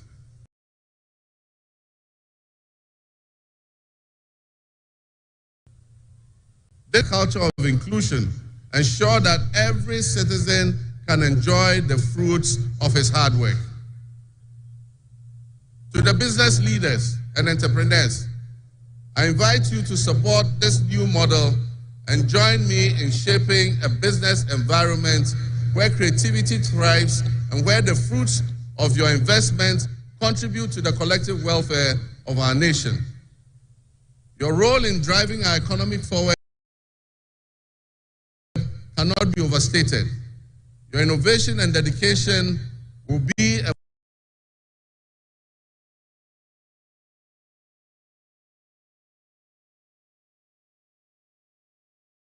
look at the tax regime and rational business community are sure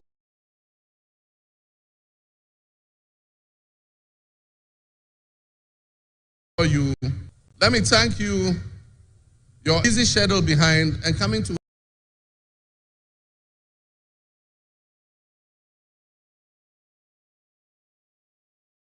join us at this ceremony. Your presence brings our sister countries who have traveled from near and far to be with us today. Your presence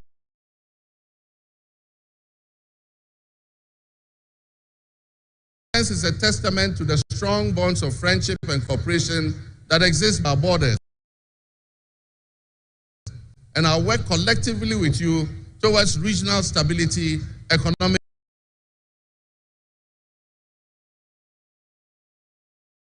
growth, and mutual respect between our nations.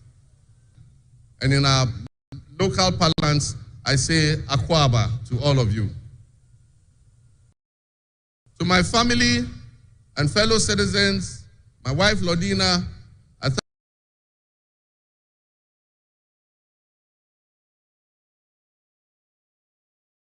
thank you for your unwavering support and commitment to our shared vision of a new era of hope and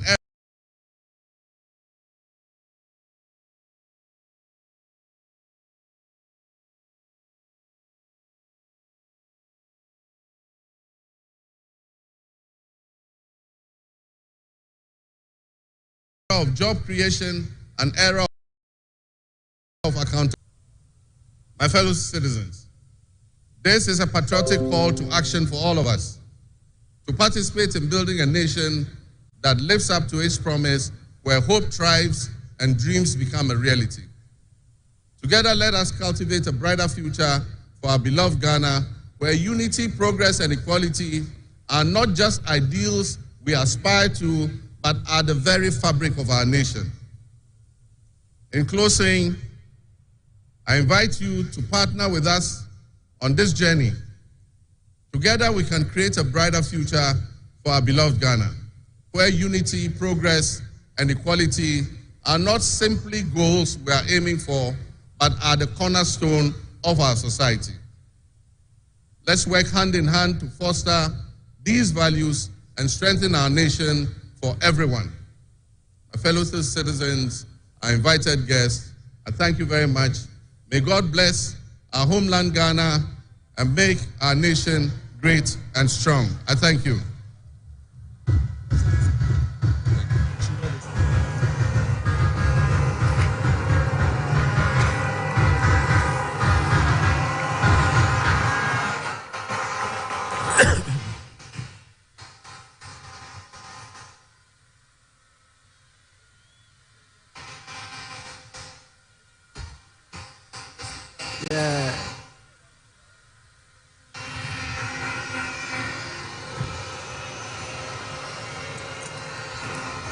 Honorable members, on your behalf, I convey the gratitude of the House to His Excellency, the President of the Republic of Ghana, for his address. Your Excellency, the House is extremely grateful to you.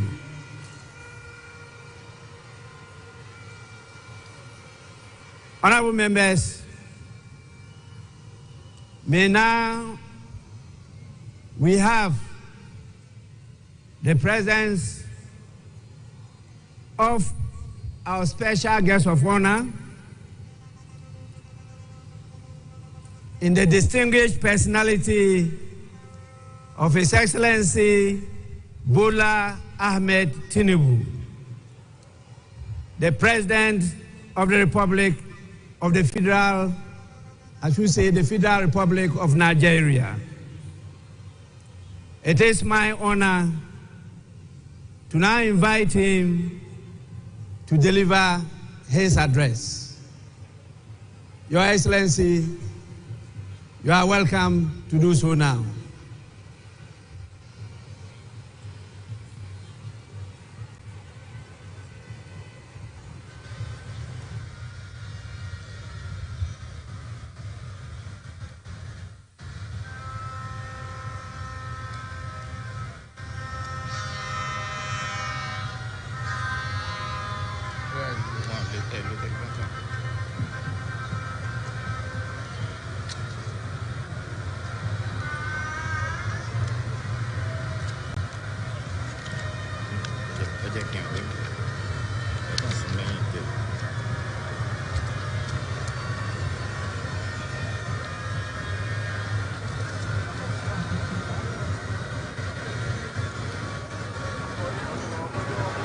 Your Excellency,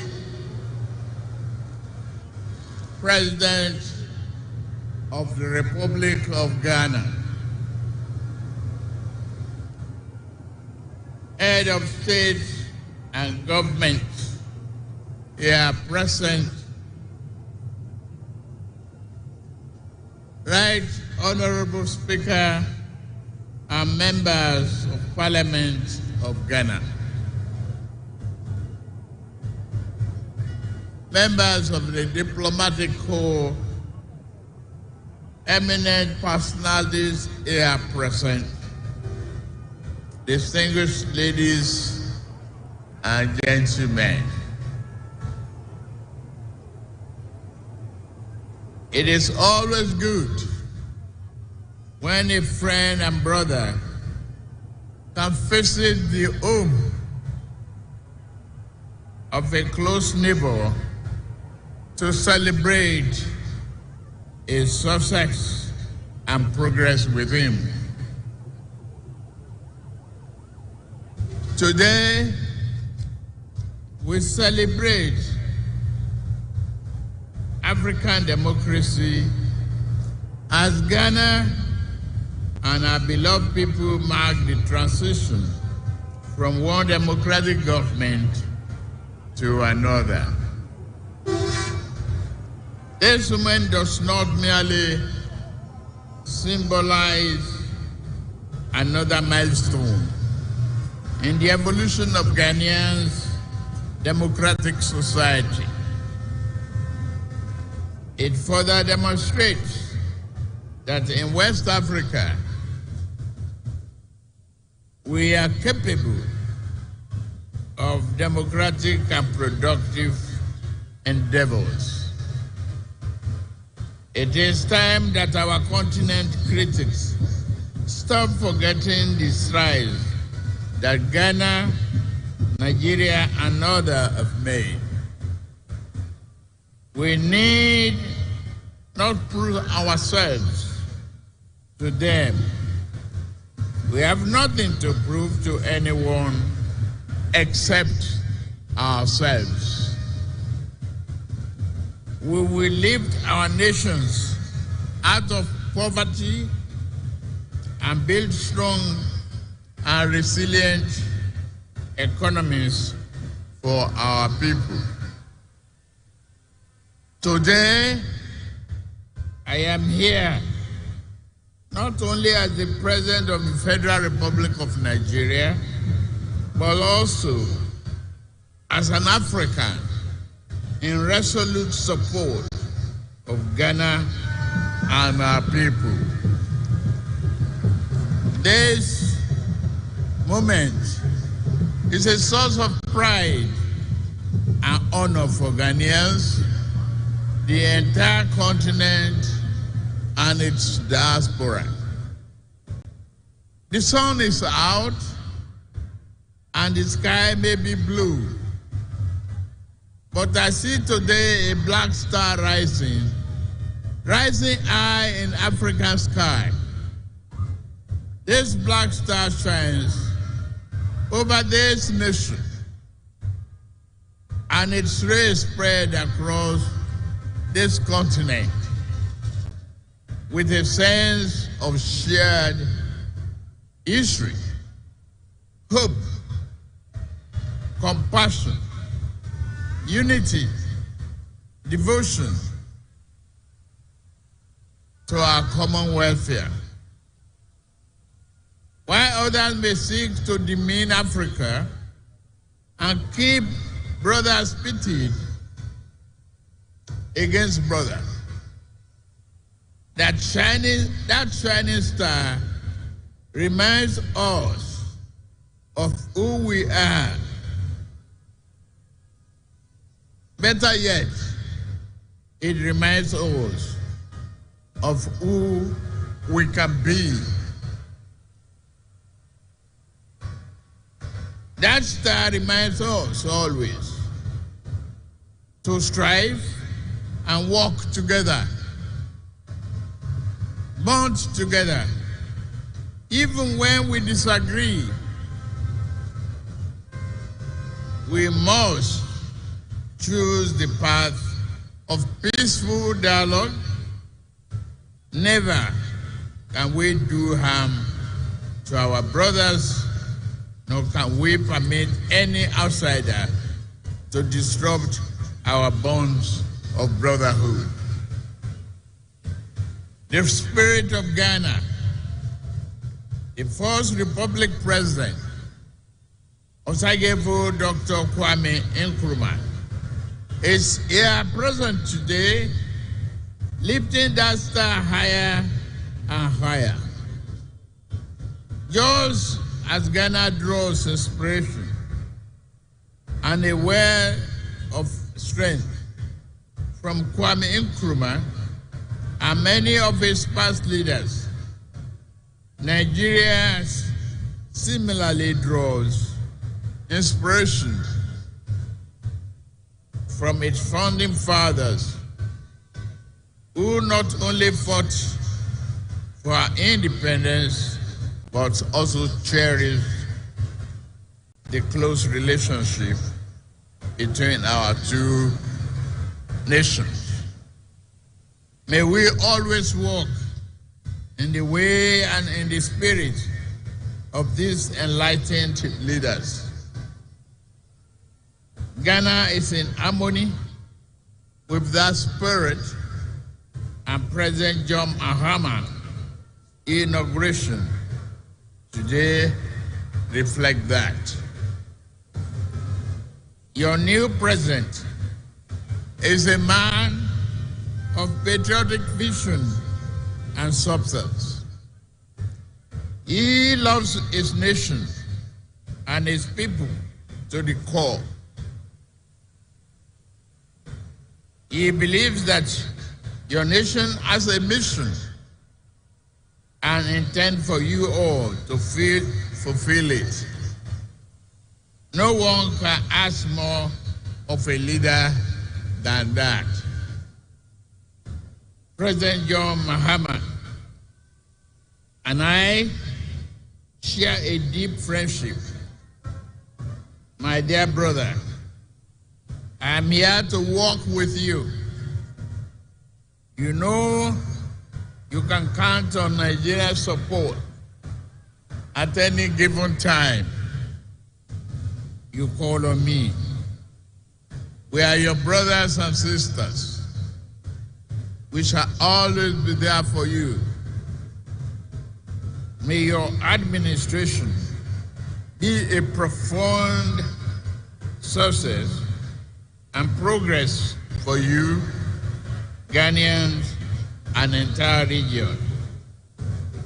I am confident that new government under the leadership of President John Mahama we work with Nigeria to strengthen this powerful bond, leading to greater shared progress, prosperity for the people of our two nations. I have no doubt that your administration will bring about positive change and progress. Your accession to the power should also mark a new and invigorating momentum in pursuing sub-regional and integration and progress. With laser focus, we can tackle our people's most pressing problem of poverty, youth unemployment, instability, insurgency, and many other problems hampering our desired progress. May Ghana's democracy continue to grow stronger. May progress and prosperity be your portion. Let us all look forward to a future filled with hope, opportunity, and progress. God bless Ghana and its beloved people. God bless Federal Republic of Nigeria and its beloved people. God bless ECOWAS. God bless our beloved Africa. I thank you for your kind attention. God bless you.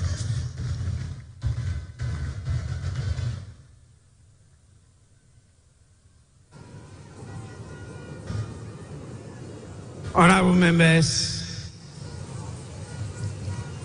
we are indeed inspired by the warm words of His Excellency, the President of the Federal Republic of Nigeria.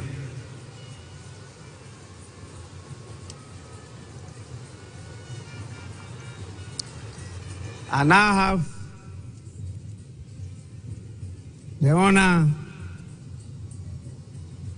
to, on your behalf, invite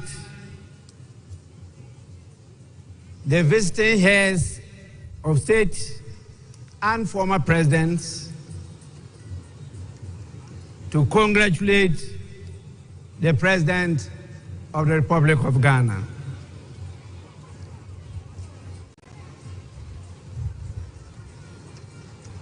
I have a real tall list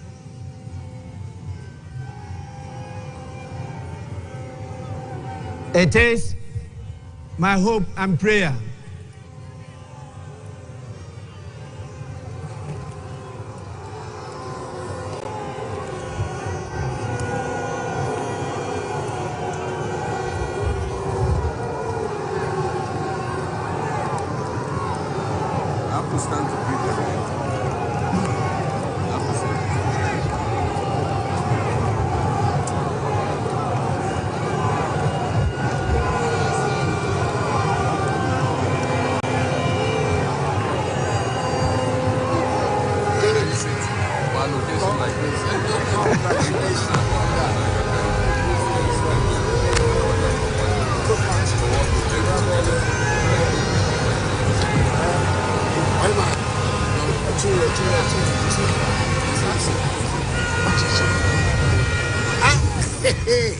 twice elected in my kingdom.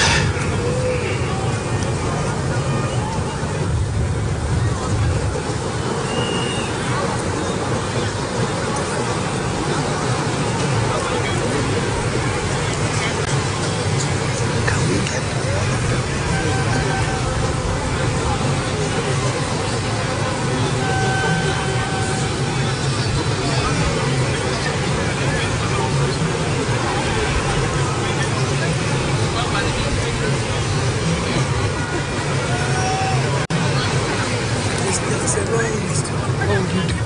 But they are visiting heads of state. These are special. They are special people. We have to.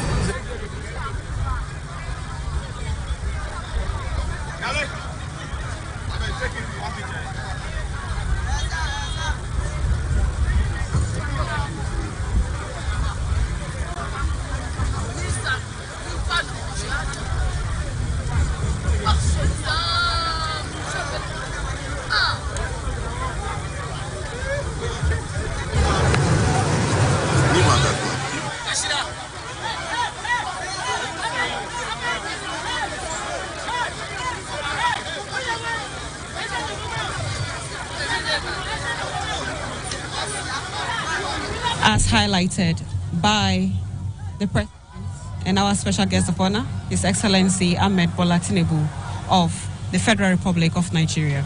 Now, what else? What is the next on the agenda? Because very soon we will witness. Honorable members, I will now, on your behalf, call the names of our distinguished dignitaries,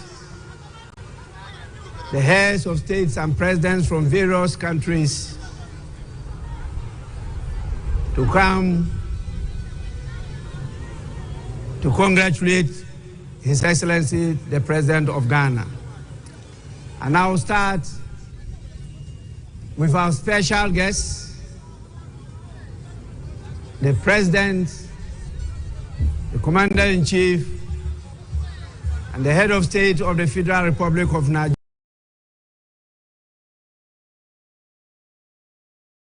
Nigeria, the person of His Excellency Bola Ahmed Tinubu, to lead in this whole exercise. Your Excellency, you may proceed to do so now.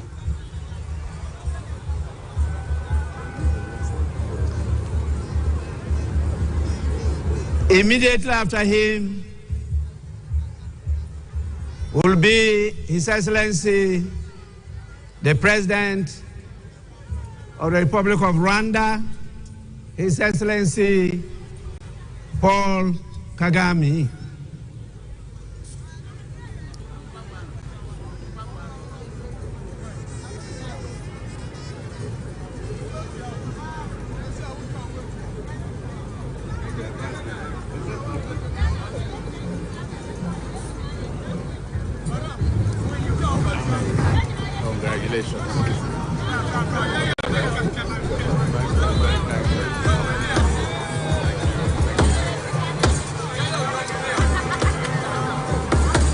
Then follows His Excellency, the President of the Republic of Congo,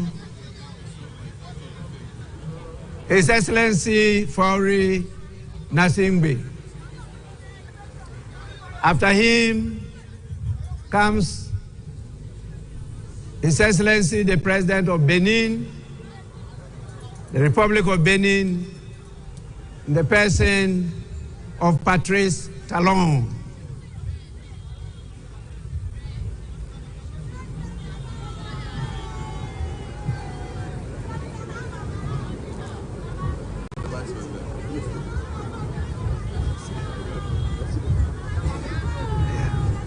Bienvenue.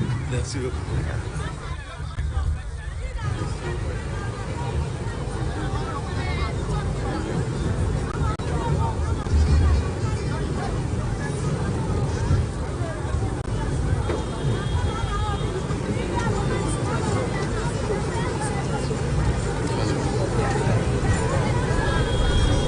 Félicitations.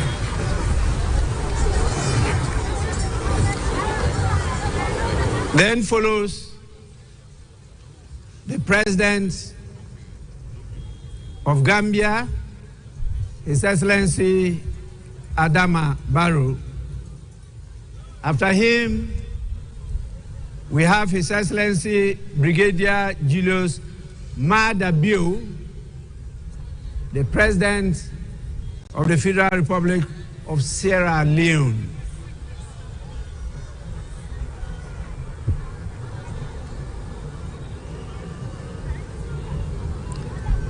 Immediately follows His Excellency Felix Antoine Tshisekedi Chilombo, the President of the Democratic Republic of Congo.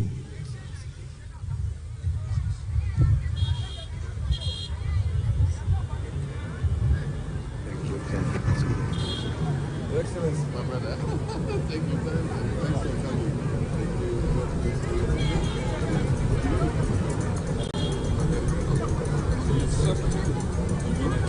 Yes, you're right.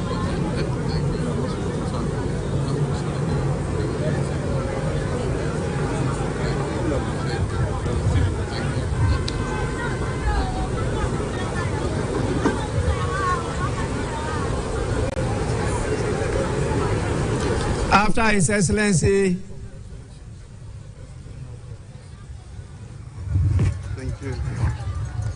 the President of the Democratic Republic of Congo, we have His Excellency Umaru Sissoco Embalo, the President of the Republic of Guinea-Bissau.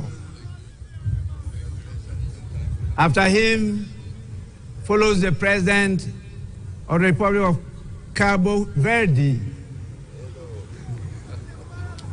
His Excellency Jose Maria Neves.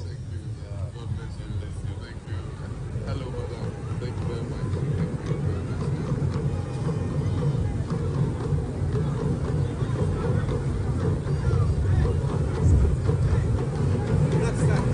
The Black Star.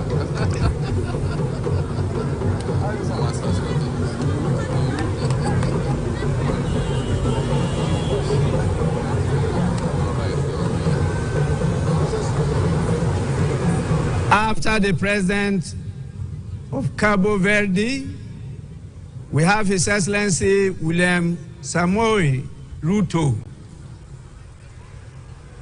the rural boy, who is the President of the Republic of Kenya.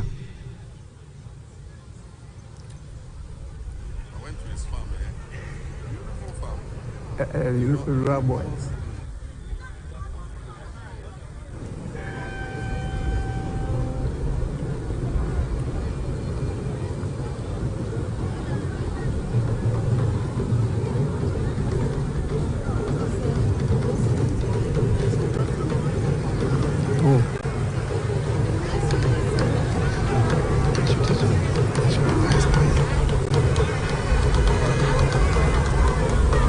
Congratulations, Professor. My very congratulations.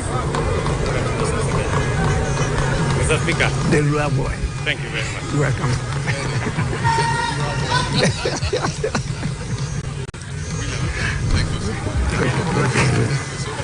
Honorable members, after His Excellency William Ruto, this is the President of the Republic of Liberia, His Excellency Joseph Numa Boakai Sr.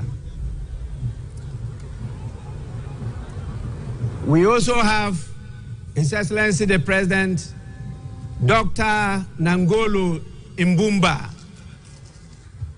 He is the President of the Republic of Namibia.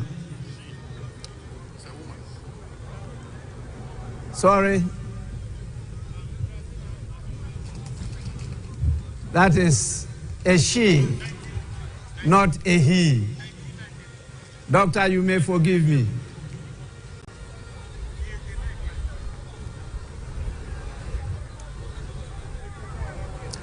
After Her Excellency, the President of Namibia, is His Excellency Bassirou Diomaye Faye, the President of the Republic of Senegal.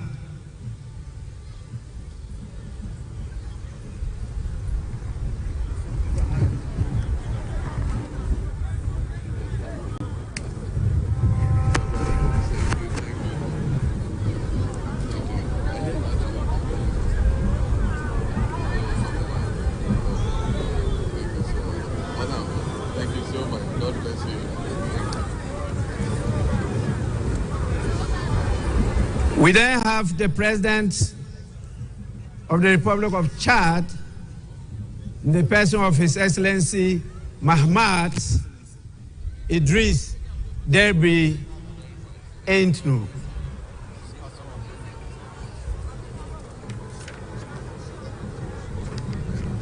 After him, we have the President of the Republic of Botswana,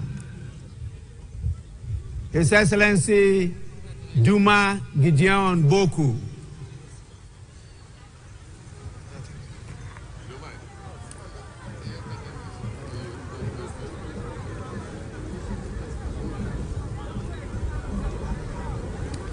After him comes the head of state of the strong people of Burkina Faso, His Excellency Captain Ibrahim Traoré.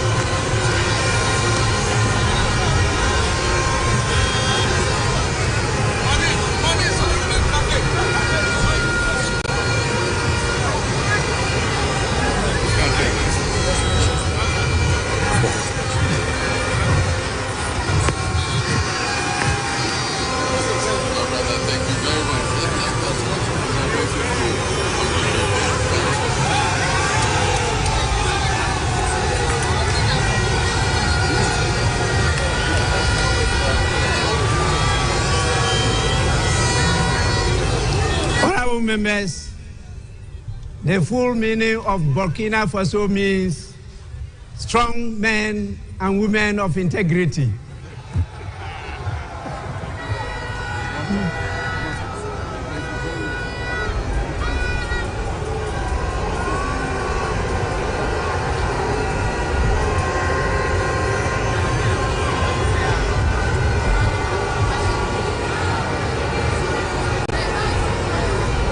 We have His Excellency Brigadier General Bryce Clotaire Oligui Nguema,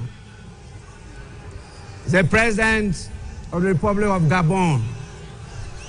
After him, we have His Excellency Mamadi Doumbouya, who is the President of Guinea-Conakry. And after him, we have the Prime Minister, Abdoulaye Maïga. He's the Prime Minister of Mali.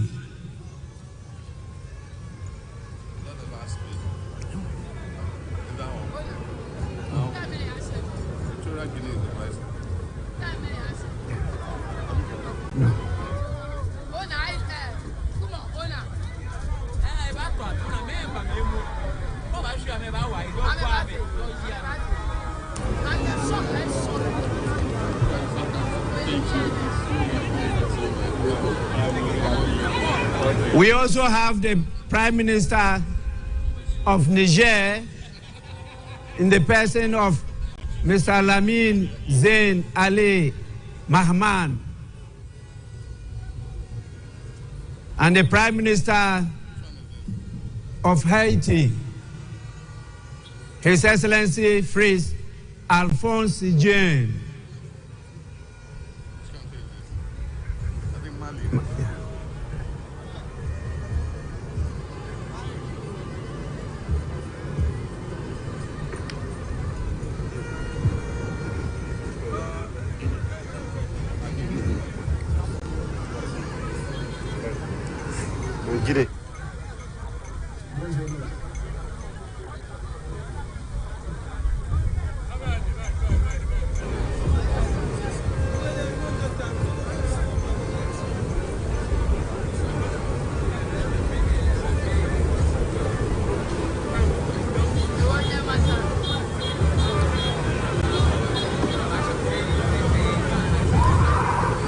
Prime Minister Mali,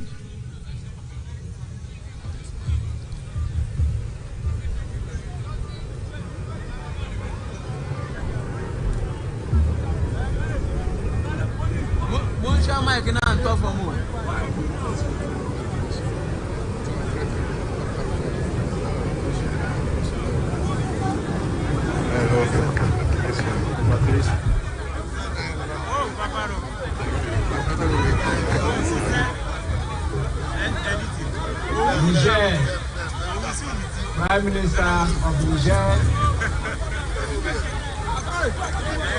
After him is the Prime Minister of Haiti.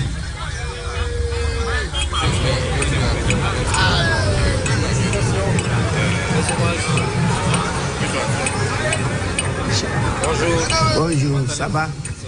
Bienvenue.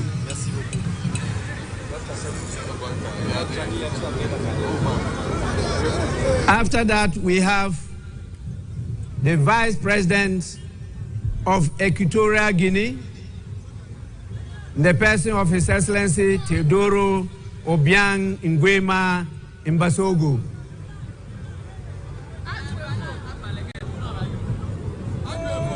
Then follows the Vice President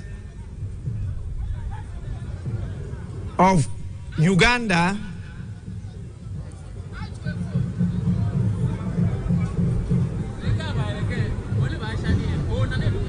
the person of Jessica Rose Epel Alupo.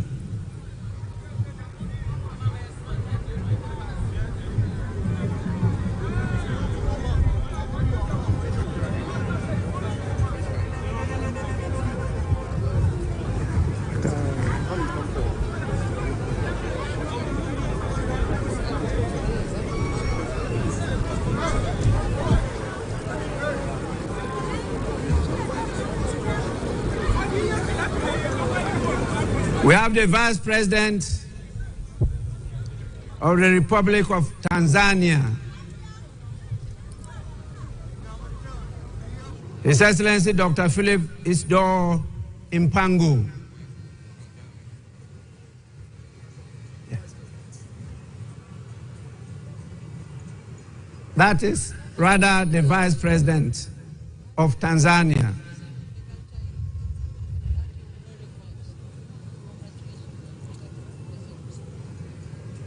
We also have with us the Vice President of La Côte d'Ivoire. Greetings from President Museveni. The person of Chiemoko Meiliet Kone.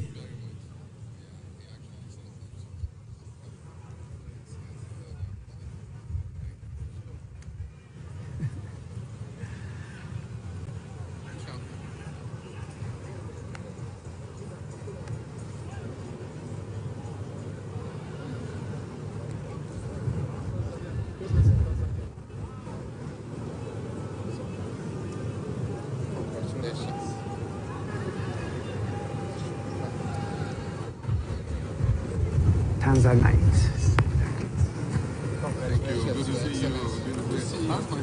She's fine. She sends her regards. La Côte d'Ivoire.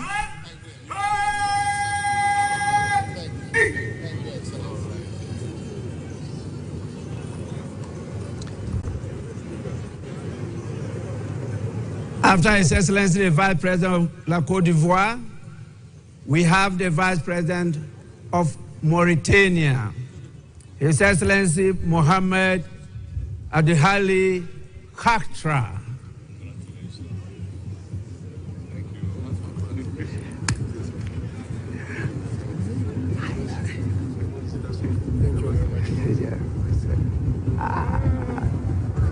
Congratulations.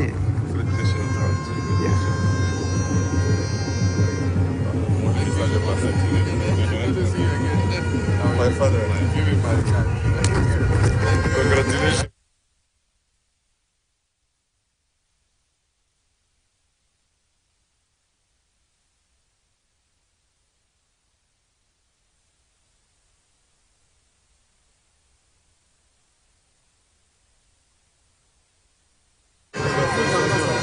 Thank you. the Vice President of Mauritania,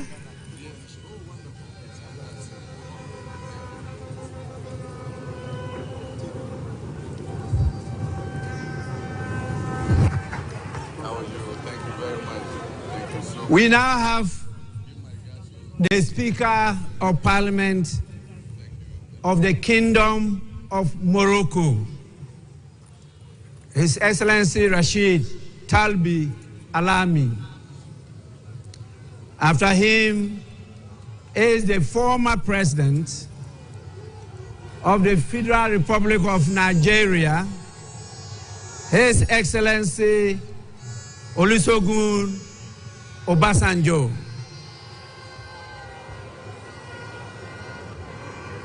Together with his younger brother, the former President of Nigeria, His Excellency Goodluck Ebele Jonathan.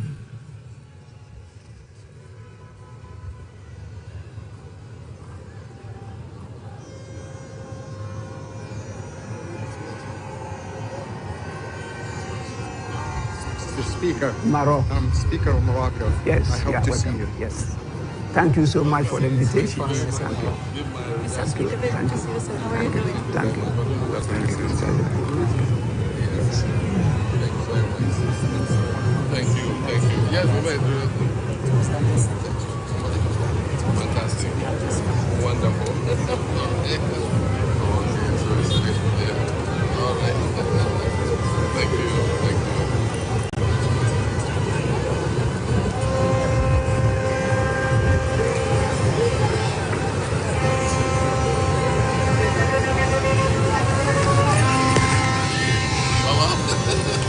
Thanks for coming. Thanks for coming.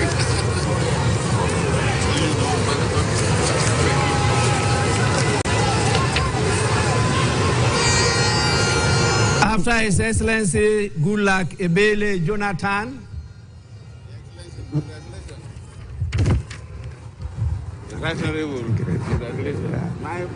we have the former President of Liberia, in the person of Her Excellency Ellen Johnson Sirleaf.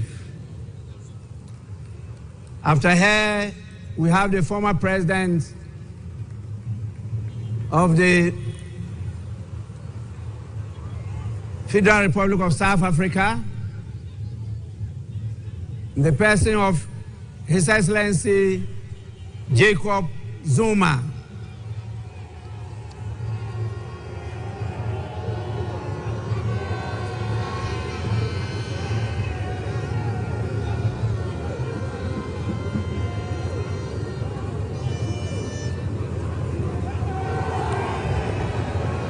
After the former President of South Africa, we have the former President of Germany, His Excellency Christian Wolff.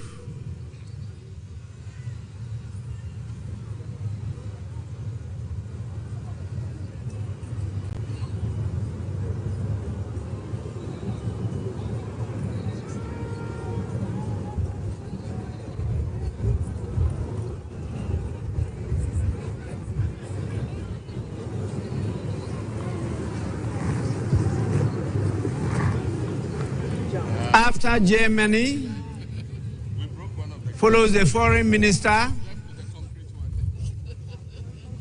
of the European Union, Belgium, European Affairs, Foreign Trade, and the Funeral Culture Institute. His Excellency Bernard Quintin.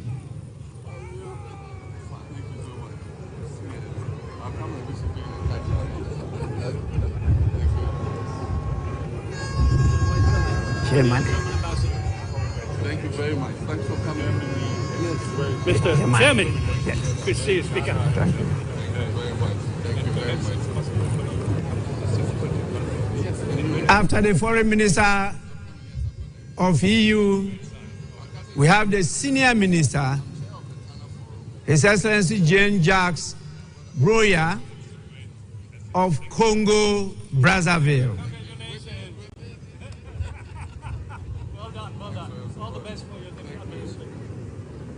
After Congo, Brazzaville, we have the Minister for Africa, the United Nations, the Commonwealth and Human Rights of United Kingdom.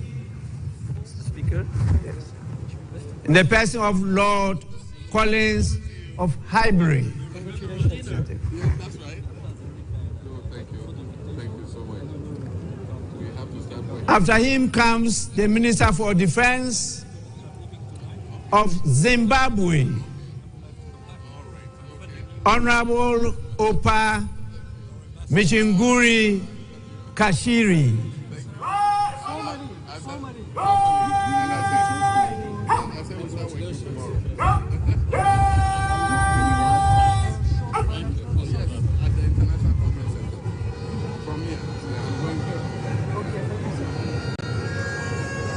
Jean-Jacques.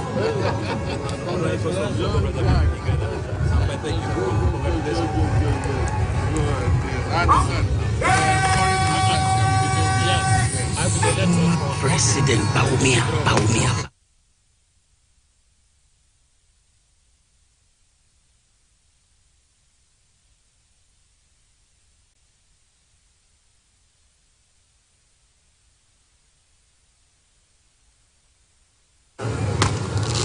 So nice to visit before.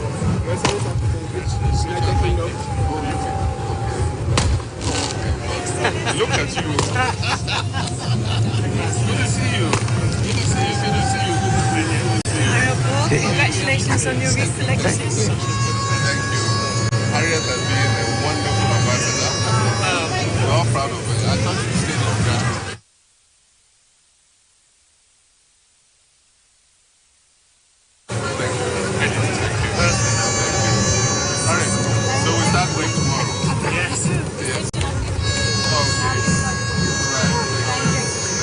We also have the Minister for Housing, Lands and Maintenance of Barbados, Honorable Dwight Sutherland, Member of Parliament.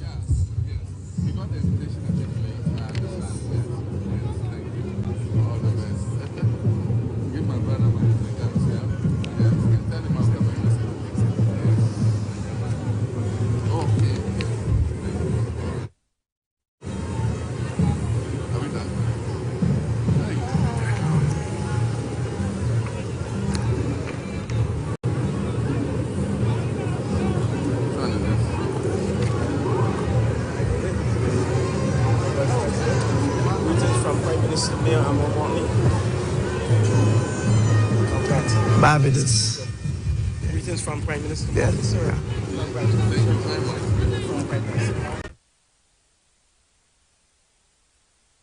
It's quite long. I have to cut protocol and go to invite the former Vice President of our great Republic of Ghana, in the person of His Excellency, Dr. Mahmoudou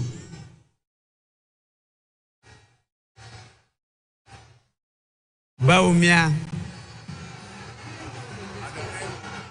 At the end, we invite Modena, and then also maybe Chairman of Council of Elders and the General Secretary.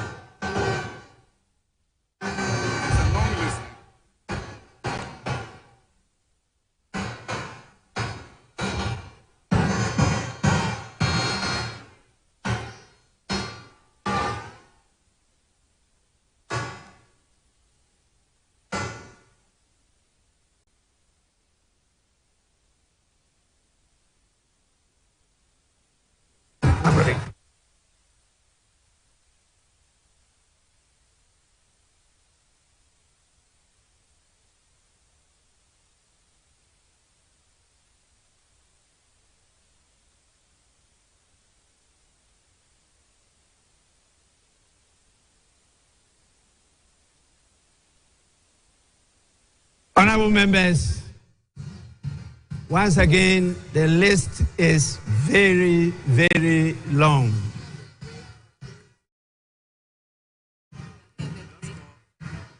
I will now invite the President of the ECOWAS Commission, in the person of His Excellency Dr. Omar Eliu Ure.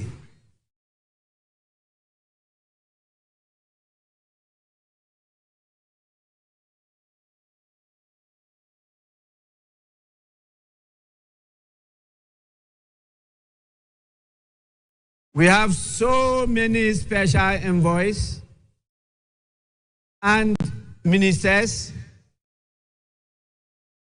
from Czech, Israel, Spain, China, Japan, Russia.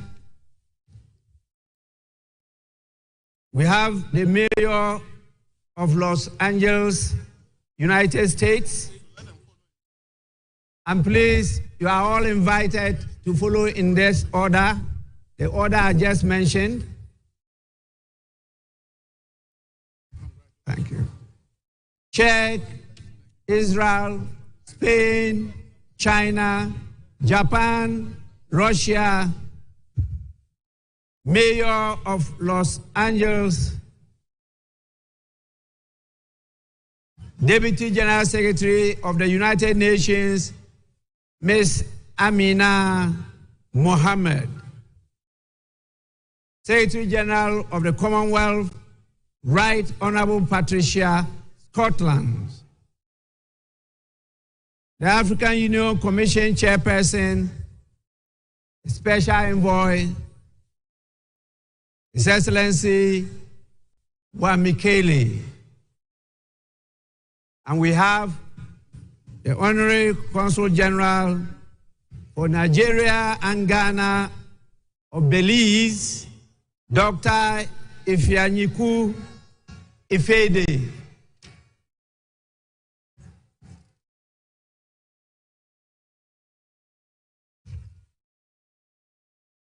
Congratulations,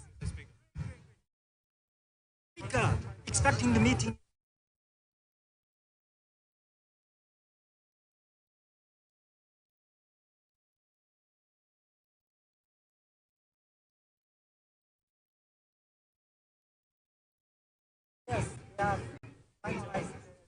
We have the former Prime Minister of Ethiopia, the Secretary General of Climate Vulnerable Forum, Pan-African Parliament, the President himself, His Excellency Chief Fortune Zephania Charbura. We have the African Development Bank. The President of the African Development Bank is here himself. We have the Vice President of the World Bank in charge of Western and Central Africa. Then the ECOWAS Bank for Investment and Development, the President and Chairman of the Board of Directors, our own Dr. George Ajekum Donko. We have the United Bank for Africa, Chairman of the group, Mr. Tony Elumelu, and we have the Ambassador of Bahamas,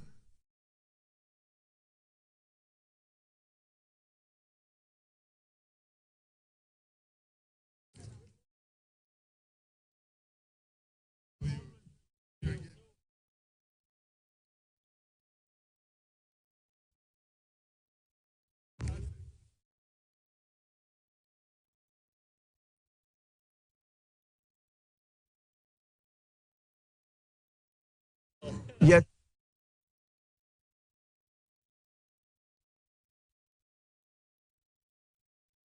We have the President of the Secretary General of the United Nations Office for West Africa and the Sahel, Mr. Leonardo Santos Simao, and the Deputy National Secretary Advisor to Sheikh Khalid bin Ali Al Khalifa of Bahrain.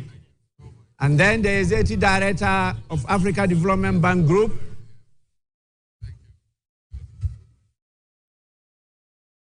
And we have the Vice President for Africa, International Bank for Reconstruction and Development, Usman Diagana.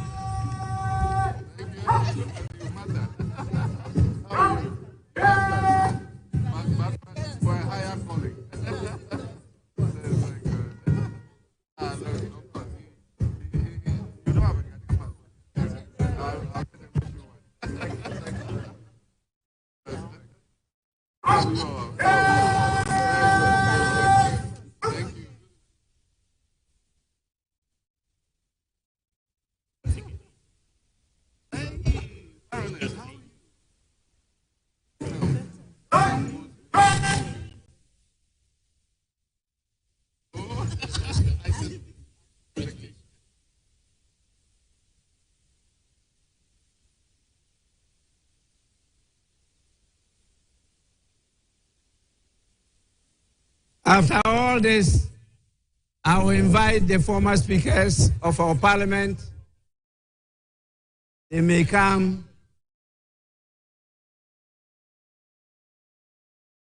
Congratulate His Excellency the President.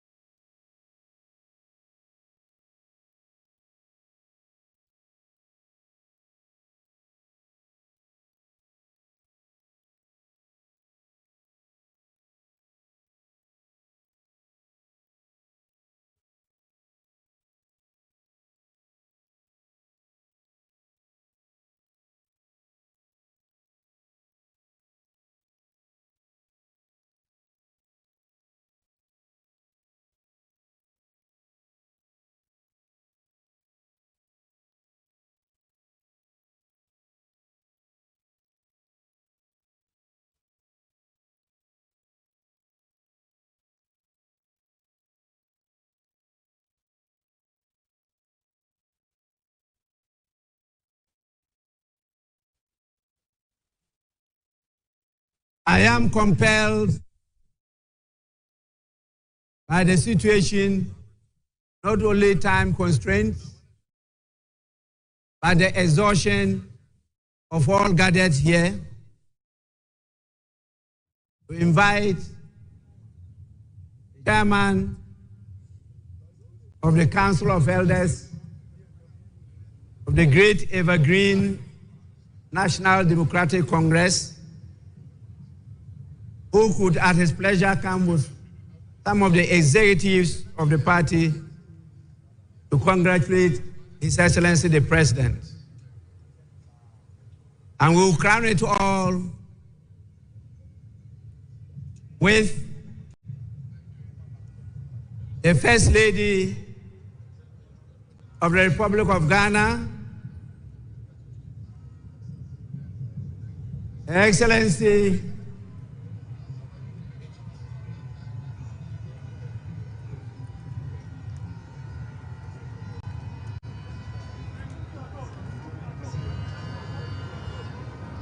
Her Excellency Lordina Mahama.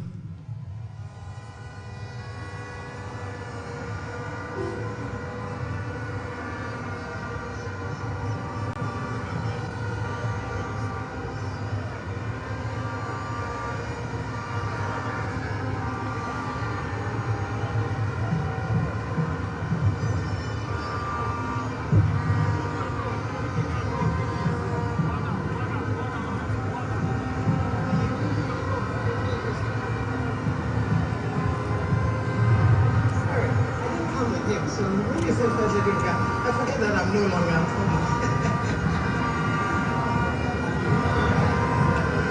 It's okay, sorry for that.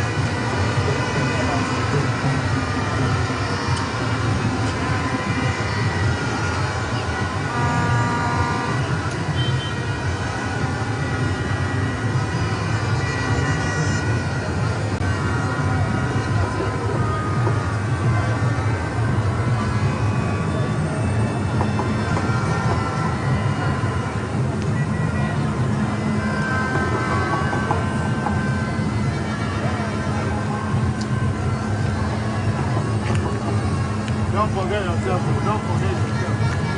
I'm doing your face. Once more. Move your toes. Try your camera.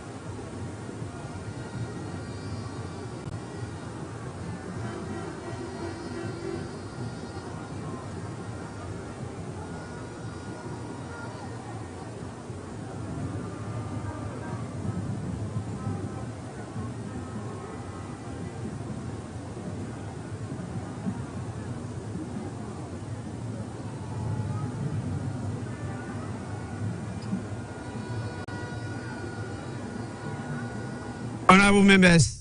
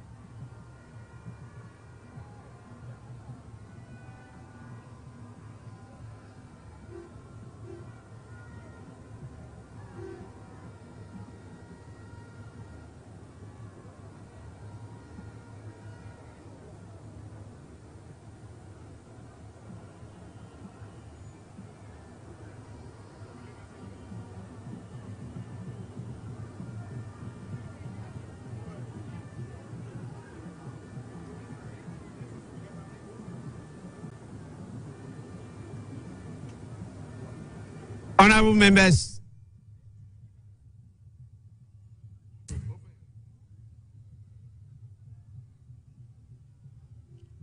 honorable members, it's now time for me to invite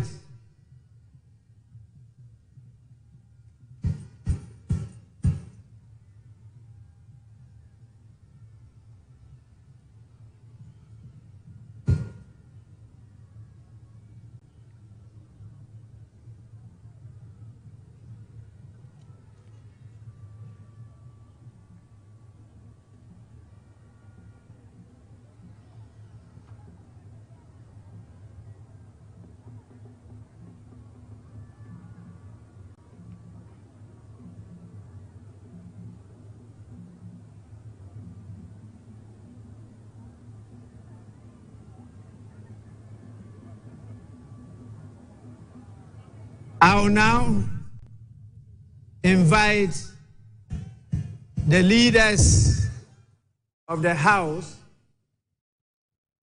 the majority and the minority leaders, to come and give an indication as to where we proceed to from here.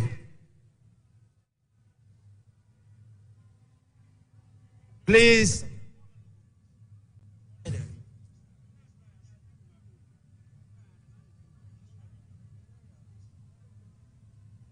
the majority and the minority leaders.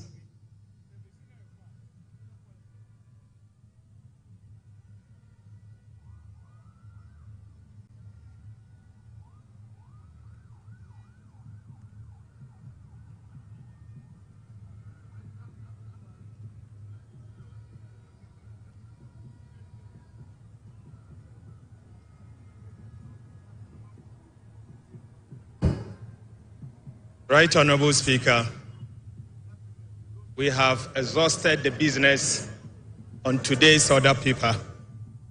In view of that, I move that this House adjourn to tomorrow at 11 a.m. in the forenoon.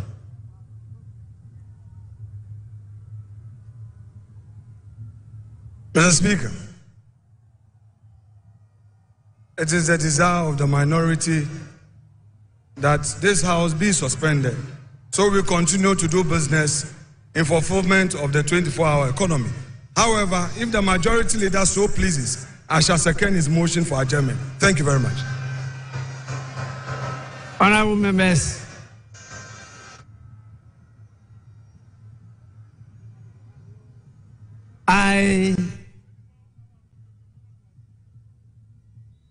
in view of what your leaders have said, adjourn the House to tomorrow, Wednesday, the 8th of January 2025 at 12 noon. The sitting is accordingly adjourned.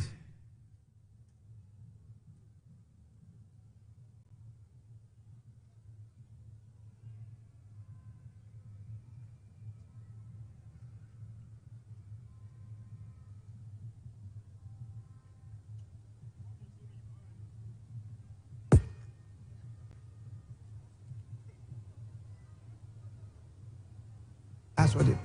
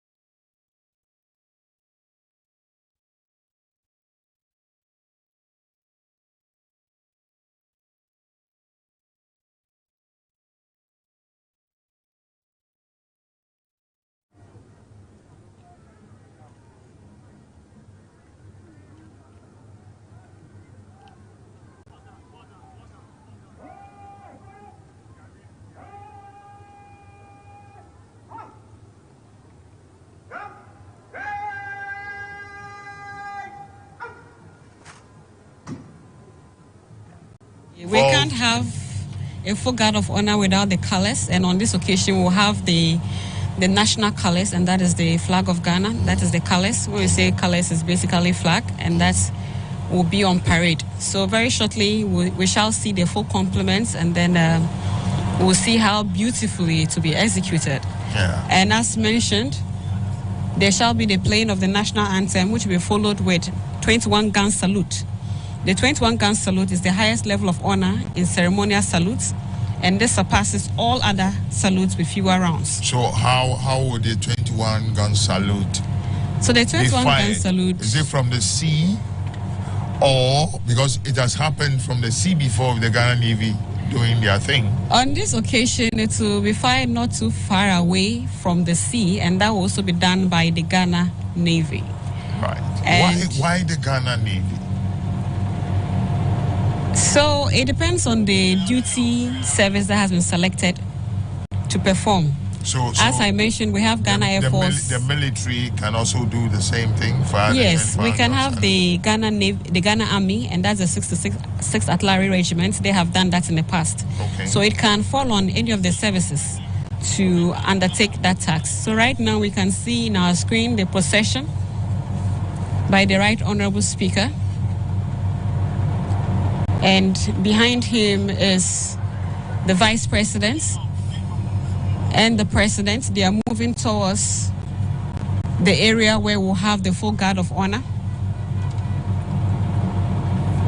And as mentioned earlier, His Excellency John Dramani Mahama will inspect his first guard of honor as the Commander-in-Chief of the Ghana Armed Forces.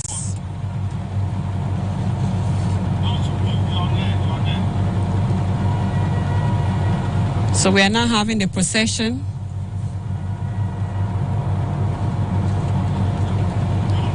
towards the area where the full guard of honor will take place.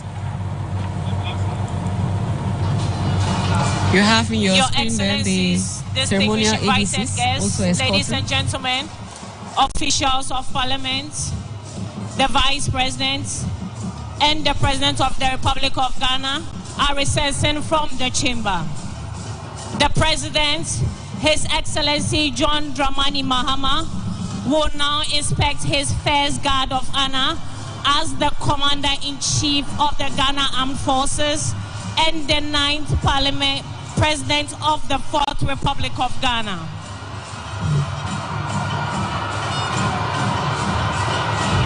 May I respectfully request all invited guests to please be seated as the President moves to inspect the guard of honor.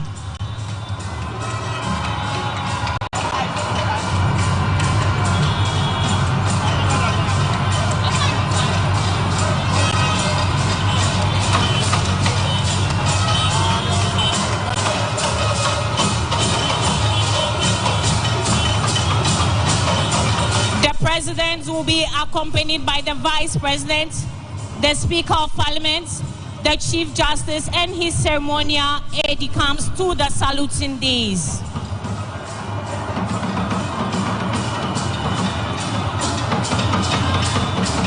The ceremonial aide-de-camp for the ceremony is the Chief of the Defense Staff, General Thomas Opon-Pepra, and the Inspector General of Police, Dr. George Ekufundampari.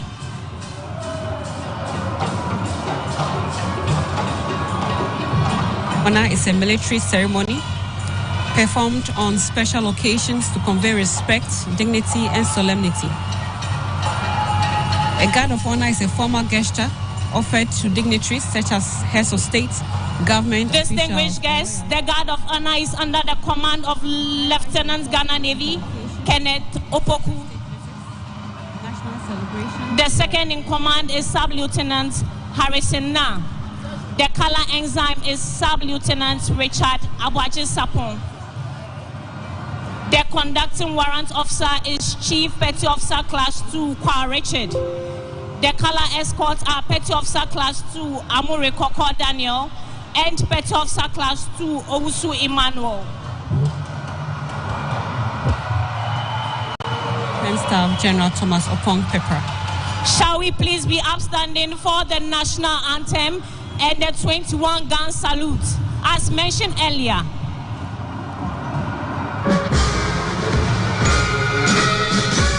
All uniformed personnel are to salute.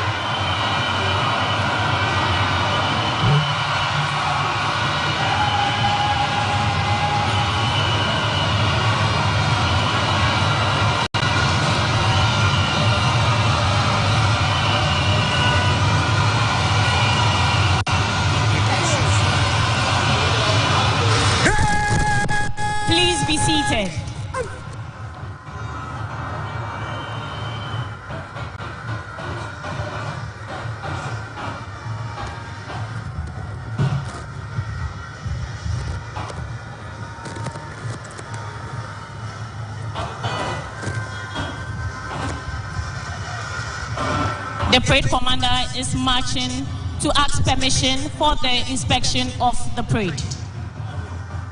After Your Excellency, Presidential Inauguration Ceremony, Guard of Honor Formed, Guard mounted by the Ghana Navy,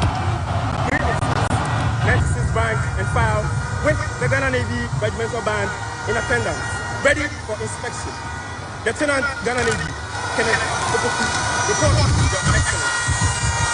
Aye, Your Excellency.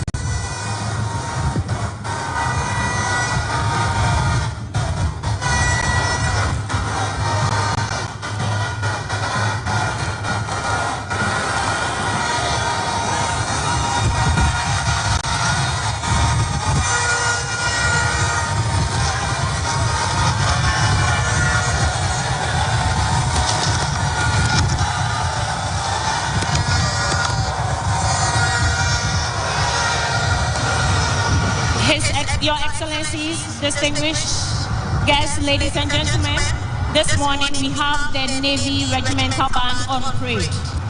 It's under the command of Sub-Lieutenant Doris Ibuni.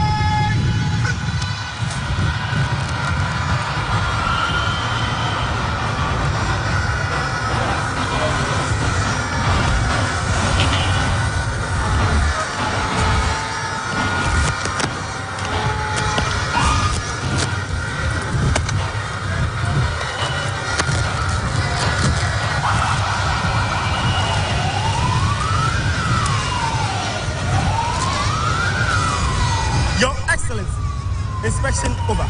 May I have your permission to march off the guard? Aye, Your Excellency.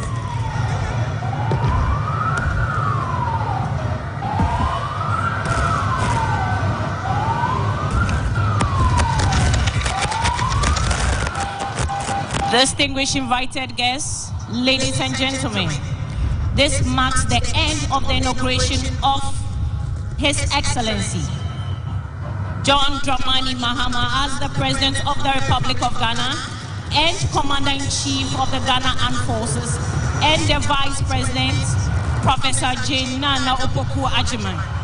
Distinguished invited guests, ladies and gentlemen, let's all remain seated as the President takes leave of us.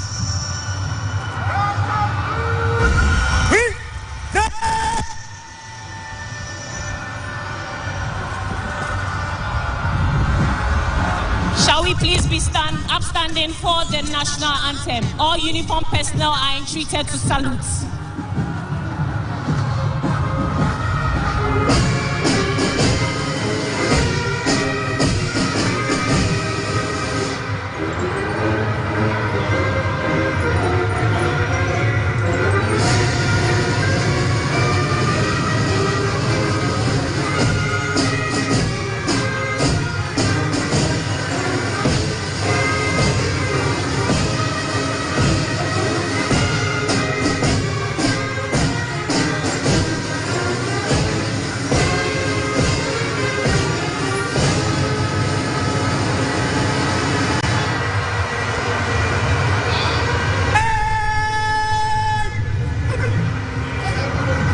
Distinguished invited guests, ladies and gentlemen, let's all remain seated as the President takes leave of us. Please be seated.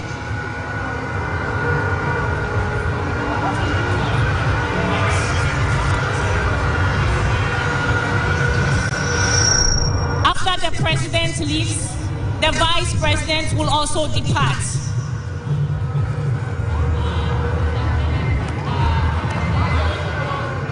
After the Vice President, followed by the Speaker of Parliament and the Chief Justice, Her Ladyship.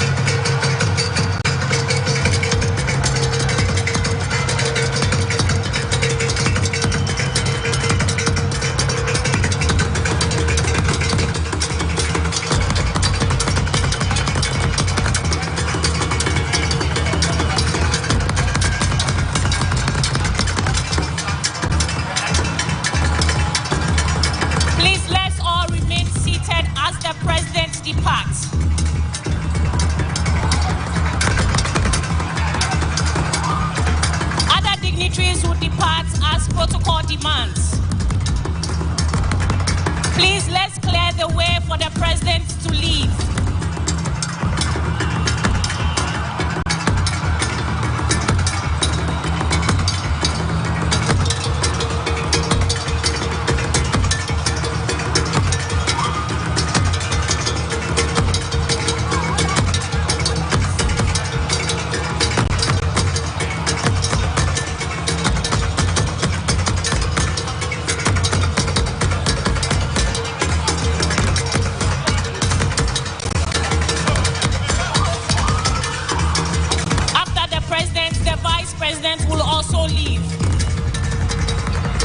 Followed by the Speaker of Parliament and the Chief Justice, Her Ladyship.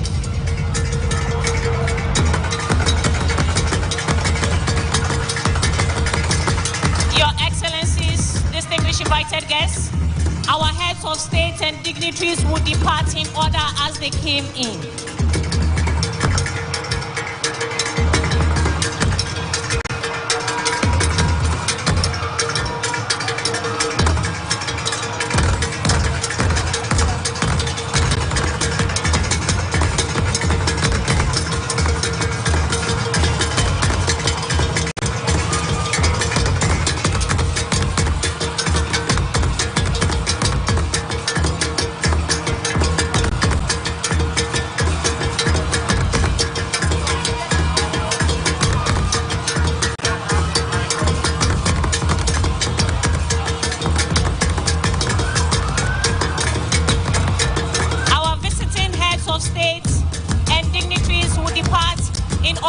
Nikeni.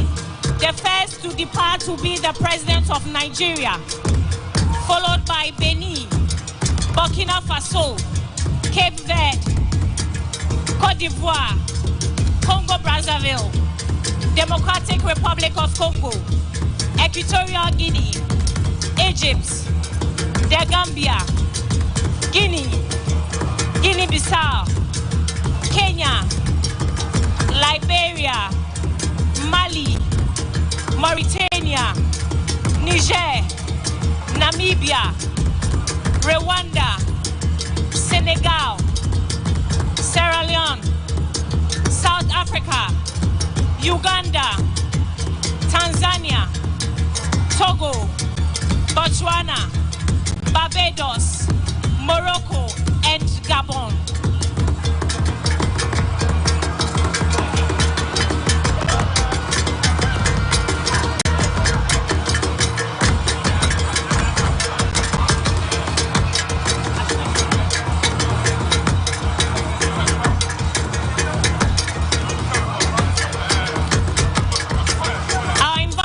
Of state and dignitaries would depart in this order: Nigeria, Benin, Burkina Faso, Cape Verde, Côte d'Ivoire, Congo-Brazzaville, Democratic Republic of Congo, Equatorial Guinea, Egypt, the Gambia, Guinea, Guinea-Bissau, Kenya, Liberia, Mali, Mauritania, Niger, Namibia, Rwanda, Senegal, Sierra Leone, South Africa, Uganda, Tanzania, Togo, Botswana, Barbados, Morocco, and Gabon.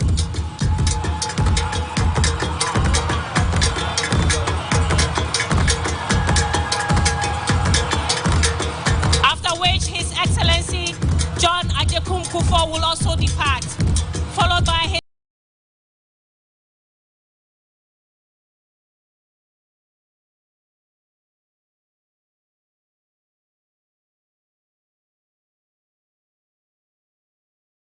Excellency Nana Addo Dankwa Akufo-Addo and Her Excellency ceremony for today's program. Thank you.